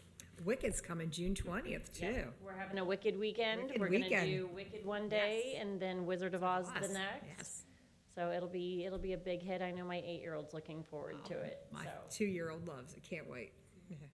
I think it's just indisputable that there's been a ton of really great things in the media highlighting Colerain. I think we saw every media station on there yet again. So, And I think it is showing your tax dollars at work. We have really got one of the top, well, we know we have the top fire and one of the top police, so. absolutely. And not just our departments too. You saw a resident profile in there as well who works along with the township to help those pediatric burn patients. Oh, wow. So, Eric's, yeah. love to see it. Thank you. Well, thank you very much. Thank you. Board, I just had 3 items for the final administrative report. The first, just to correct the record, what was read to you did state that dog wardens and their deputies have police powers. It does not state that police officers have dog warden powers. So there is a bit of confusion there, I think, in how that was read by the resident, at least as how I'm understanding it. It does not have the inverse relationship spelled out in the ORC. So if somebody feels differently, that is certainly their interpretation. On May 3rd at the Northbrook Shopping Center, Northbrook is having their annual cleanup day. So I believe that's going to be from 9 until they fill the dumpsters. So be on the lookout that day. I know we won't meet before then. And then the final item is just a reminder that our board meeting for May is going to be on May 6th, not May 13th. So we had that change, so it will be the same night as election night. And May 27th also. Yes, that will be the second one.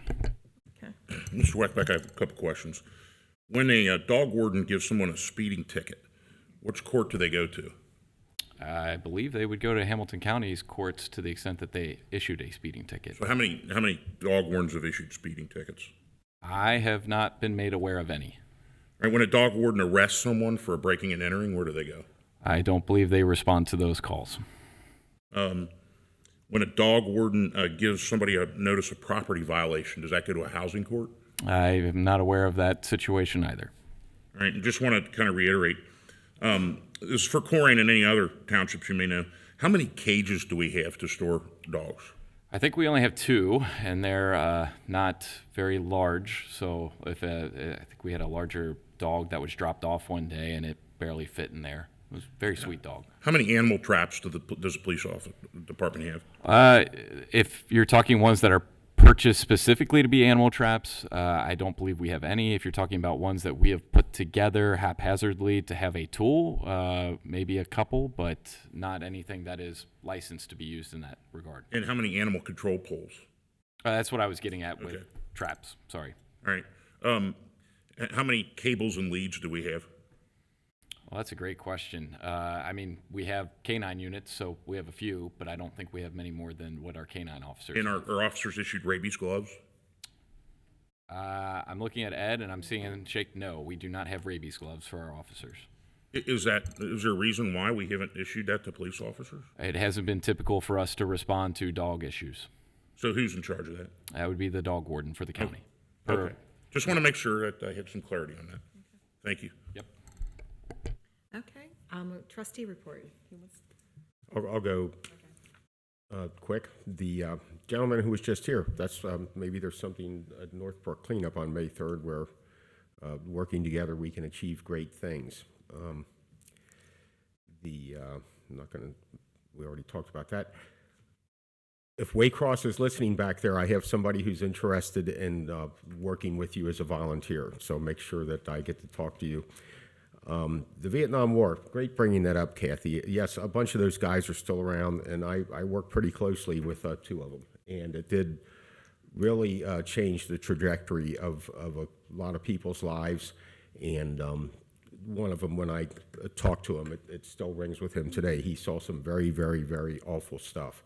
I think when we do our Memorial Day event, Jeff, if we could somehow incorporate into that a recognition of the 50-year anniversary of the final pullout from Saigon, which I think was on April 30th, 1975.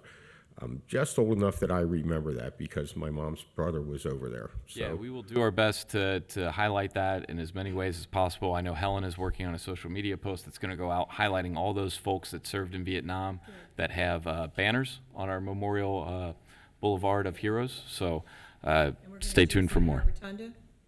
Are we doing something in the rotunda for Viet? I can't recall. I thought you said something. Never mind. Could have been something else. Okay, sorry. Well, thank you. Yep, thank you for bringing that up, Kathy. I think it's important that we recognize that all the time, especially this year. That is the biggest group of folks that are still around. They're all aging quite nicely, and a lot of the groups that are older than that are a lot of them have faded away. For those interested, and we do have a part of our township that is served by the Butler County Rural Electric Cooperative. Their annual meeting is Thursday, April 24th, and anyone who wants to log in, it will be a virtual meeting.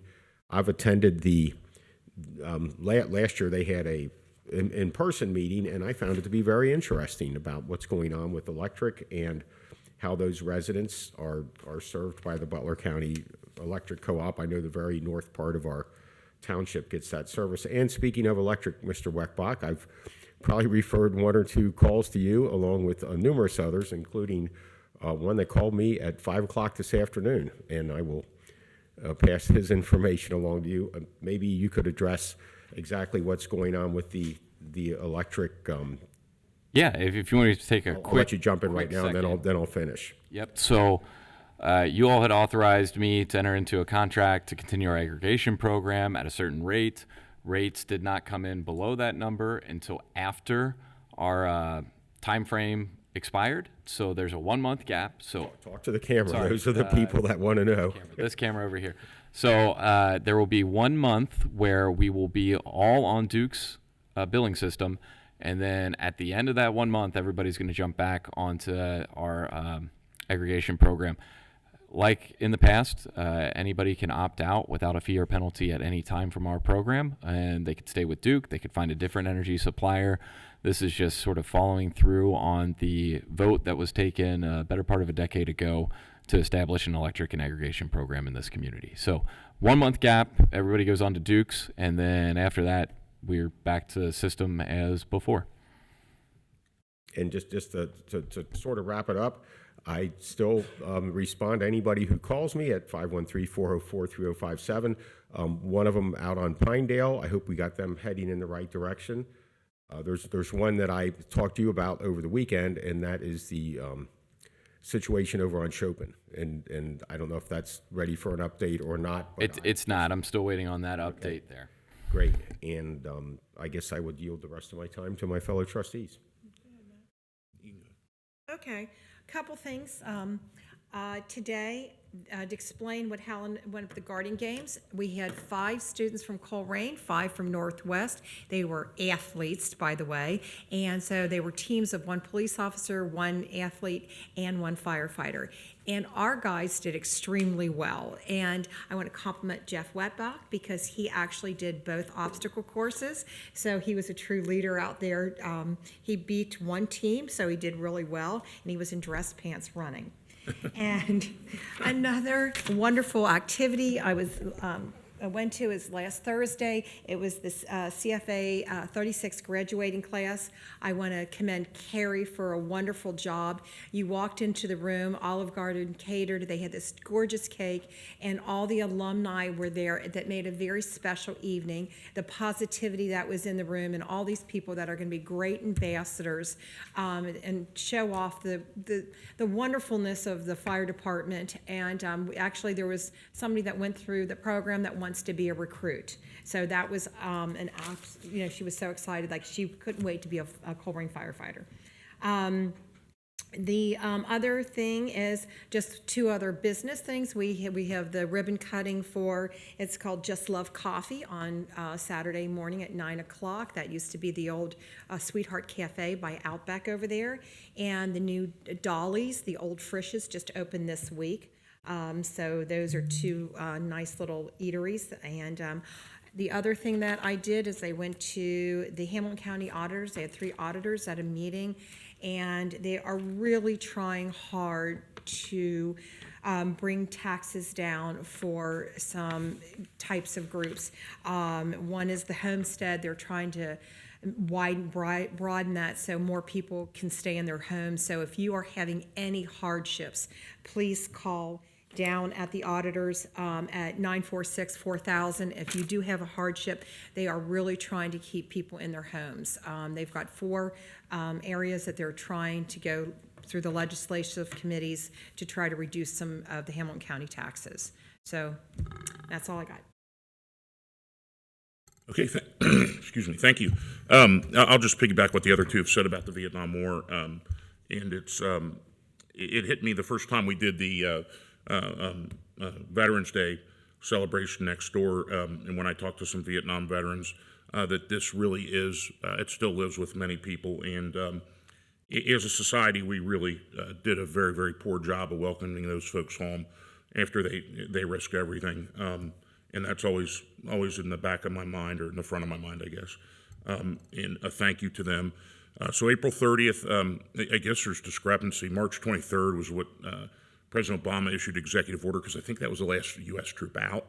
April 30th was the fall of Saigon. So we're splitting hairs, but that's, I guess there's debate over what the end was, but I would argue the end was probably made in a big White House in D.C. much earlier, but that decision. But yes, anything we could do to honor those is fantastic. Mr. Weckbach, you will get a text from me. I just haven't had time yet. In January term, we had an unpaid intern from Miami in the political science program that I think did a fantastic job. And you can interview for another one this summer. This gentleman is, I think, a sophomore, junior in the honors program, and he's an econ major. So I said, well, we've got some economic things going on. That could be interesting. So I will connect you via text with him, and you can speak and see if he's suitable. Obviously, it's it's an unpaid intern, so there's no political pressure here, because if he's free. If he doesn't get a job here, he's going to get somewhere else. Just a reminder, as we get warmer out finally, and it stopped raining, that it's summertime and the kids are out, and that's one of the things I kind of, for the first time the last couple summers, I've had a lot of kids in my neighborhood, and that's great. Please slow down for them, and let them cross, and when their basketball rolls in the middle of the street, it doesn't take but a second to stop and make sure that they're safe. The last thing I want to speak of is I keep being asked questions about, I don't know if it's a pun or not, a fire sale, as if the township is selling everything at a discount in order to raise funds, which couldn't be further from the truth. And I just wanted to open the curtain on that a little bit. We have held as a township a number of pieces of property. When we decided to get new fire stations, it was very critical for me that we get out of the old ones, out of ownership, out of title, out of responsibility, and that it not sit there as an eyesore for the next generation to take care of. And I think that the administration has done a fantastic job of that. It doesn't necessarily mean it's a fire sale. In fact, these negotiations go on for months. And when we talked last week about the agenda, and I will tell you, I told Mr. Weckbach, figure out a way to save money on the parks, go everything from selling them to nothing at all. And the reason I do that is I want every potential option on the table. I think if you indulge me just for 2 minutes on this, one of the greatest books ever written was called Essence of Decision by Graham Allison and Philip Zelikow. And it talked about the Cuban Missile Crisis in 1962 and how Kennedy created this group called the XCOM. And he said, I'm not going to be in the room with you, but go in that room and decide what we're going to do. Anything's on the table, no matter how ridiculous or silly it may sound. And the reason why is that the idea is that you get a better product at the end of the decision-making process. And at the time, many of the generals, when they saw the missiles in Cuba, wanted to bomb Cuba. As it turned out, Bob McNamara, who was in the Department of Defense and did a film, I think maybe 25 years ago, called The Fog of War, where he interviewed Fidel Castro. And contrary to our intelligence, the nuclear weapons were already the weapons were already nuclear tipped in Cuba, and then had we gone with the advice of the generals and bombed them, we likely wouldn't have a Florida right now, at least. And the point being, how does that connect with the fact that I say to Mr. Weckbach, see what we can do with the parks, see what we can save. I don't care, anything's on the table. He brought that back. So it's a little disingenuous to say that, well, we're selling the parks. No, we're looking at every option, which I think you should demand of us to do. I think that you should say your belief should be don't leave anything behind. Look at every potential answer. And when the answer came back, I was really excited about putting a gate on Heritage, and it turned out that's not really going to help us much. And that's fine. Let's get the data and make the decision. So I just to uncover, pull the curtain back a little bit on why those decisions are made and how those are made. And that was my ask of Mr. Weckbach, and he came back and said, no, we can't sell the parks. And that's fine then. We'll go to the next thing. And one of the things now is we're trying to look to monetize it in other ways. So these things take time. These negotiations take time. And we're not exactly going to announce, hey, by the way, we're going to see what all the options are and take input, because most of them are probably not feasible anyway. It's not that we're headed towards selling things or selling the parks, but that was never feasible. And we found that out. We looked at numbers and said, yeah, it's not feasible. Take it off the table. A little bit of how these things run. So I appreciate it. And with that, I will end my report. And I have one other question. Last Wednesday or so, Jeff, I emailed you a couple pictures of the retention pond up at Kroger's. Did we look at that, or? Yeah, my understanding is it is made to retain the water there. There's some cattails growing in it. Hard to mow those down while the water is there. Kroger typically tries my understanding is tries their best to clear out those cattails as soon as the water recedes. But my understanding from talking to zoning was that there was supposed to be a retention area on the plan that would hold water when there are large. Right, was there trash up there or something, or? I didn't get a report back that there was an unusual accumulation or trash that existed for more than a few days. So. Okay. Well, thank you for dealing with that last Wednesday. I don't have anything else. Okay, then we'll move on to new business. Yes, board. The first item of new business comes from the fire department. Chief Alan Walls to introduce that. So before you get up here, did anybody do the stats? Who was faster? Who was better?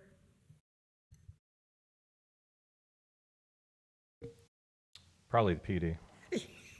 I heard a rumor. Just wanted to double check. But I can't confirm that. Okay. So I can confirm the administration team was last. Great job, great PR. It was a good day today. I might confirm that the fire chief was in it. Maybe we would have been the fastest. But anyhow, I chose to just observe. I didn't want to make the younger people look not well. Anyhow. Get on with your report, Chief. I'll proceed with my report. I have one item for tonight. It's a motion authorizing the Township Administrator to execute a contract with TriHealth Mental Health Services for a total of $10,016.40, and we recommend adoption of the motion. I motion we would authorize the Township Administrator to execute a contract with TriHealth Mental Health Services for $10,016.40. I'll second that. Any discussion? None. Ms. Orich? Yes. Mr. Unger? Yes. Mr. Watt? Yes.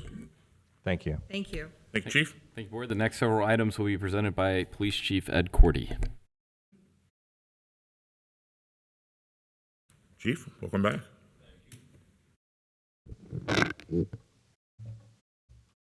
Okay, item B is a resolution declaring a junk motor vehicle at 2766 Burnside Drive.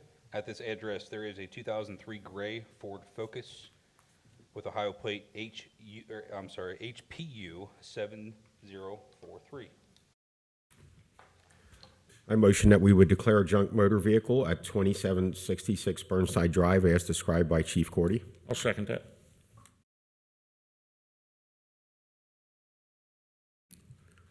Ms. Orich? Yes. Mr. Unger? Yes. Mr. Watt? Yes. Item C is a resolution declaring a junk motor vehicle at 5965 Springdale Road.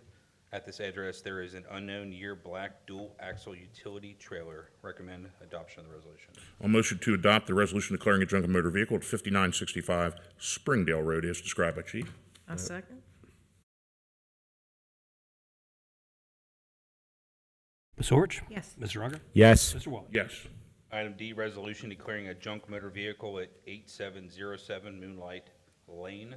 At this address, there's two vehicles, first being a 1999 green GMC Yukon, and the second is a 1999 white Chevrolet Tahoe with Ohio plate KET 9047. Recommend adoption of the resolution. On motion to adopt the resolution declaring junk motor vehicle at 8707 Moonlight Lane as described. A second? And that's two vehicles. Yes. Ms. Orich? Yes. Mr. Unger? Yes. Mr. Waller? Yes. Item E and F are both recommendations from the curb board. So the first one being item E, resolution declaring a registrable property and ordering abatement for AUX Funding LLC.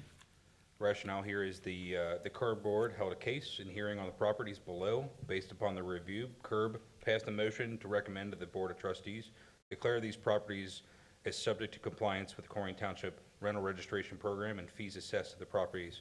The addresses are all owned by the same LLC, and they are 2582 Retford Drive, 2750 Burnside Drive, 8435 Chestwood Drive, 10014 Glen Knoll Court. Recommend adoption of the resolution. I motion that we declare the registrable properties as described by Chief Cordy. I'll second that. Declare them as needing to be registered. I'll second. Ms. Orich? Yes. Mr. Unger? Yes. Mr. Waller? Yes. Item F, second one from the curb board, resolution declaring registrable properties and ordering abatement, RP2 Ham LLC. Again, the curb board met, held a case in a hearing on the properties below. Based upon their review, curb passed a motion to recommend the Board of Trustees declare the properties as subject to compliance with Colerain Township rental registration program, fees assessed against the properties below. 2596 Banning Road, 3265 Lapland Drive, 7314 Bolin Drive, 3497 Redskin Drive. Recommend adoption of the resolution. I motion that we declare the four properties described by Chief as vacant registrable properties. Second. Ms. Orich? Yes. Mr. Unger? Yes. Mr. Waller? Yes. Thank you, Board. Thank you, Steve. Next few items will be presented by Assistant Administrator Tiffany Mays.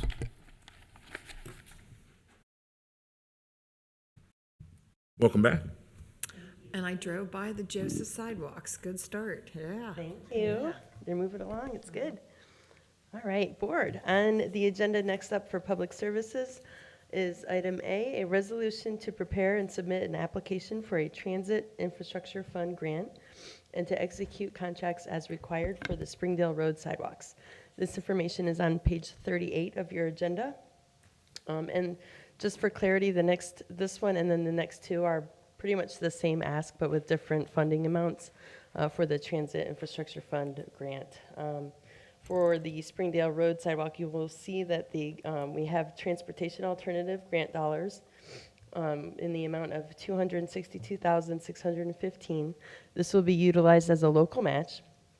Our grant application request for the funds for this project is the remainder, the 23.8%, which is $258,567.50. Staff recommendation is the adoption and approval of the resolution. I motion we would approve the resolution to prepare and submit an application for a Transit Infrastructure Fund grant to execute contracts as required for Springdale Road sidewalks. Second.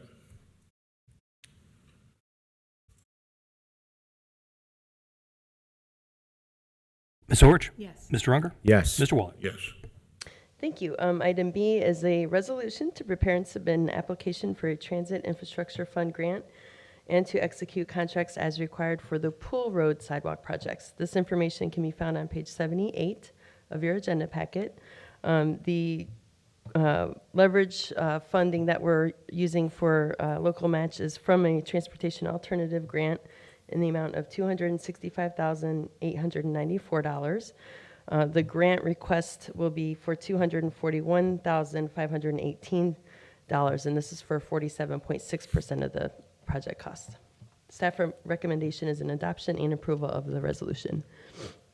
I motion we approve a resolution to prepare and submit an application for a transit infrastructure fund grant and execute contracts as required for the Pool Road sidewalks. I'll second that. Ms. Orich? Yes. Mr. Unger? Yes. Mr. Waller? Yes. Thank you. And the last one for public services is a resolution to prepare and submit an application for a transit infrastructure fund grant and to execute contracts as required for the Amarillo Court upgrades. This information can be found on page 81 of your agenda packet. This is not for a sidewalk. I just want to note that. This is for upgrades to stormwater and road elevation grading on Amarillo Court. The matching funds that we will have is from the Hamilton County Stormwater Grant dollars, and that amount is in $219,819, so this will be our local match. Our grant application will be requesting funds for $366,000, which will be 50% of the total project cost. So this project will also be mostly funded as well with this grant. Staff recommendation is a motion and approval of the resolution. I motion we would approve the resolution to prepare and submit an application for a transit infrastructure fund grant and to execute contracts as required for Amarillo Court. I'll second that.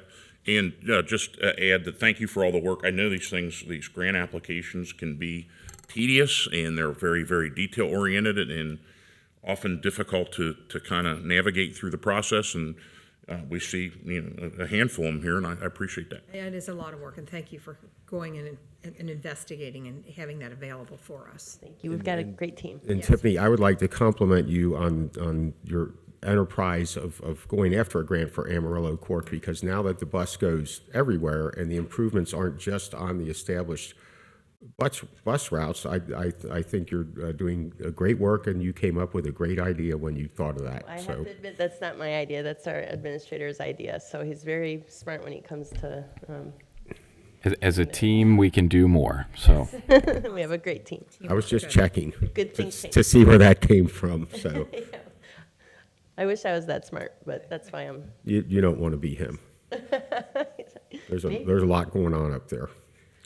I wanted to just make a side note with all of these, the three items on the agenda. We have, over $1 million just in grants that we've already secured for these projects. So it's pretty encouraging. So It is.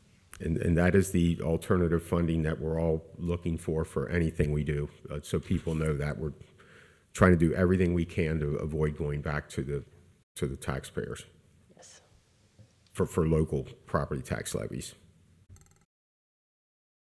Ms. Orich? Yes. Mr. Unger? Yes. Mr. Waller? Yes. All right, thank you, Board. The next item under new business, under administration, is also my item, and it is a resolution to adopt the transitional work program policy and leaves of absence policy. This information can be found on page 85 of your agenda packet. At our last board meeting, I did present to you a transitional work program policy that co-aligns with the Bureau of Workers' Compensation, transforming people back into the workplace safely and effectively. It's not necessarily a light duty program, but it helps even further, like with getting help with physical therapy and those kind of things that's funded by the BWC. So we're pretty excited about the program. I guess I would open the floor up if you have any questions of that. And then afterwards, if I would recommend a motion for the resolution and approval. Thanks again for investigating and finding that. That's another awesome program. We have a grant. We got a grant for that, and that's also free. I motion that we would approve the resolution adopting transitional work program policy and leaves of absence policy update. I'll second. And thank you for working on it. I did have a question or two here. I'm sorry. Okay, so actually it's one giant question. So I guess each department head is in charge for making sure these things are available to employees. Correct. Who then is the administrative head that I can go to and say, hey, you did good, you did bad? Ultimately it's Mr. Weckbach, but is there somebody in the triumvirate that's specifically in charge with making sure these policies are taken care of? Because if we have it as a policy and we don't do it, then we've got Right, issues. so I want to be clear, I understand your question. Are you specifically speaking of this policy in particular or Yes. overall? Okay, so we do, if you look in, I believe it's Appendix A or B, we have a listing of who is ultimately, we Okay. have a safety committee. So Right. ultimately, our HR specialist, Doug Riemann, he is the coordinator for this program. So and the reason is being because when there's a BWC claim filed, he is the one that files that first report of injury form with our managed care organization. So he has that information right away and is able to jumpstart that process immediately. Right. And I saw the table of the team members, but then the coordinator then are they responsible ultimately to you or to Mr. Weckbach or to Mr. McElravy? It will be to Doug Riemann. He's our safety committee chair. So And he's then the chair of the Doug program. reports to Tiff, who reports to Right, me. yeah. Okay, gotcha. Yeah, That's what I sorry. was, so I was looking at, he certainly doesn't, if somebody feels that they want redress or something, that there's a way to go Understood, respond. yes. Okay. Thank you. Ms. Orich? Yes. Mr. Unger? Yes. Mr. Wall? Yes. Thank you, board. All right, the next item is a first reading. This is a resolution updating the township nuisance resolution. At the last meeting, we had a robust conversation about dog laws, rules, how we were going to approach those moving forward. What you will see is a drafted update to the nuisance resolution that in the exhibit includes a new number 18, so under things that could lead to you being declared a nuisance property. And that number 18 states any dog or animal incident that results in issuance of a citation related to loose, vicious, or attacking animals. So that's the only change that's contemplated. Welcome any feedback from the board, and if we don't hear any, we'll bring this forward for adoption at the next meeting on May 6th. And you mentioned that it says dogs, and does it include other animals? It does say dog or animal. Okay. incident, yes. Figure we'll be explicit about dogs because we've seen a proliferation. Right, but there are other conversation. pets out there that could be a Yes. nuisance. I've been bit by a cat before. All right. Well, birds can be vicious too. Moving right along. All right, so yeah, hearing no feedback there, the last item of new business is a motion authorizing the township administrator to execute an agreement with No Before for $17,732. This agreement provides IT cybersecurity training for all of our staff, including the trustees, and is a really valuable tool for us to know that our staff are up to speed on what is coming down the pipe. I mean, we just had a course on AI spoofs that could lead to folks, maybe potentially inadvertently divulging our financial information or something to that effect. And so I've found it really valuable, as much as it may be frustrating to take the tests. It also has occasional fake emails that will come to employees to see if they will click on links that they shouldn't. If you happen to fall victim to one of those, then you're required to take more training. So it's a really robust platform that does a lot to keep our data secure and keep good, robust data integrity. And I would like to motion to authorize the township administrator to execute that agreement with No Before for $17,732 to get it to the floor for discussion. I'll second that. Yeah, the test are, when the citizen comment talked about, these are things that are new and upcoming that we have to be apprised about, because we've gone through, who's heard of phishing before, pH, we have to learn about these things. So, and that's the only way, is to buy these educational programs to help secure what we have personally. I have recently brought all my training up to date. Yeah. I think I'm where I need to be on it, but We get notified. even though the three of us tend not to utilize the in-house system, I check emails on my phone, and that's about what I do as far as interacting with the township computer system. But there's a lot of critical stuff on there, and there's a lot of really new scams that are coming along. And one of the things that's important to me is that is that we keep track that all of our employees are up to date on their testing, and I guess Rob or you has some method of doing that, so. Yeah, Rob, as the administrator on this platform, is able to see who's done what. He gets notified when employees do click those fake links and then have to do extra training. And so it gives us a heads up and also an opportunity for a conversation about, how to watch out for things that may look legit but aren't. I would imagine on a practical basis, this is a little bit of CYA in case something does happen, that we've trained people. The problem I'm having is that my BlackBerry can't get to that stuff, so I don't know if you guys are gonna update things for my BlackBerry or my pager.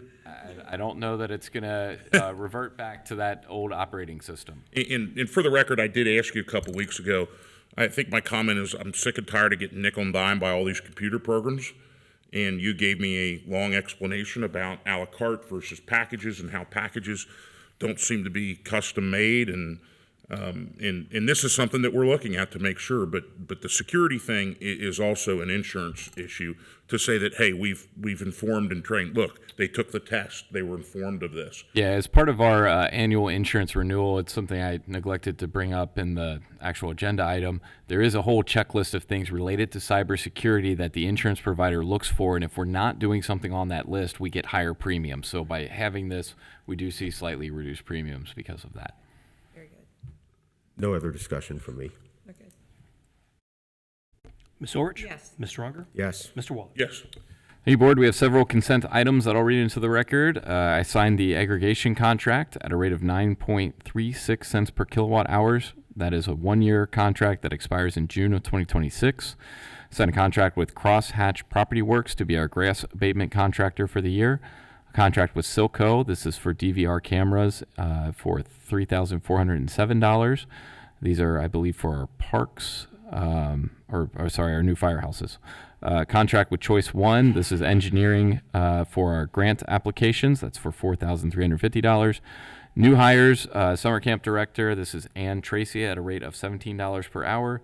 New hire, this is a summer camp assistant director, Deontay Walters at $16 per hour. And then bear with me while I pull up the last two.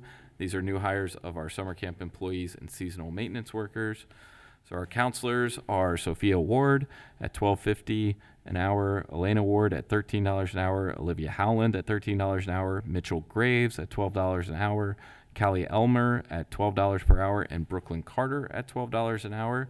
And then two seasonal maintenance workers, Cameron Schmale at $16 per hour and Alex Geiser at $15 per hour. And I would recommend adoption of all consent items. I motion that we approve the consent items A through H. I'll second. Ms. Orich? Yes. Mr. Unger? Yes. Mr. Waller? Yes. Thank you, Board. Okay, is there a fiscal office report? I have no report tonight, Board. Is there a need for an executive session? Not that I'm aware of. I'll motion to adjourn. I will second Matt's motion at 8 p.m. I have 7:59. I know. We're adjourning at 7:59. Ms. Orich? Yes. Mr. Unger? Yes. Mr. Waller? Yes. Meeting's adjourned, and thank you for everybody watching.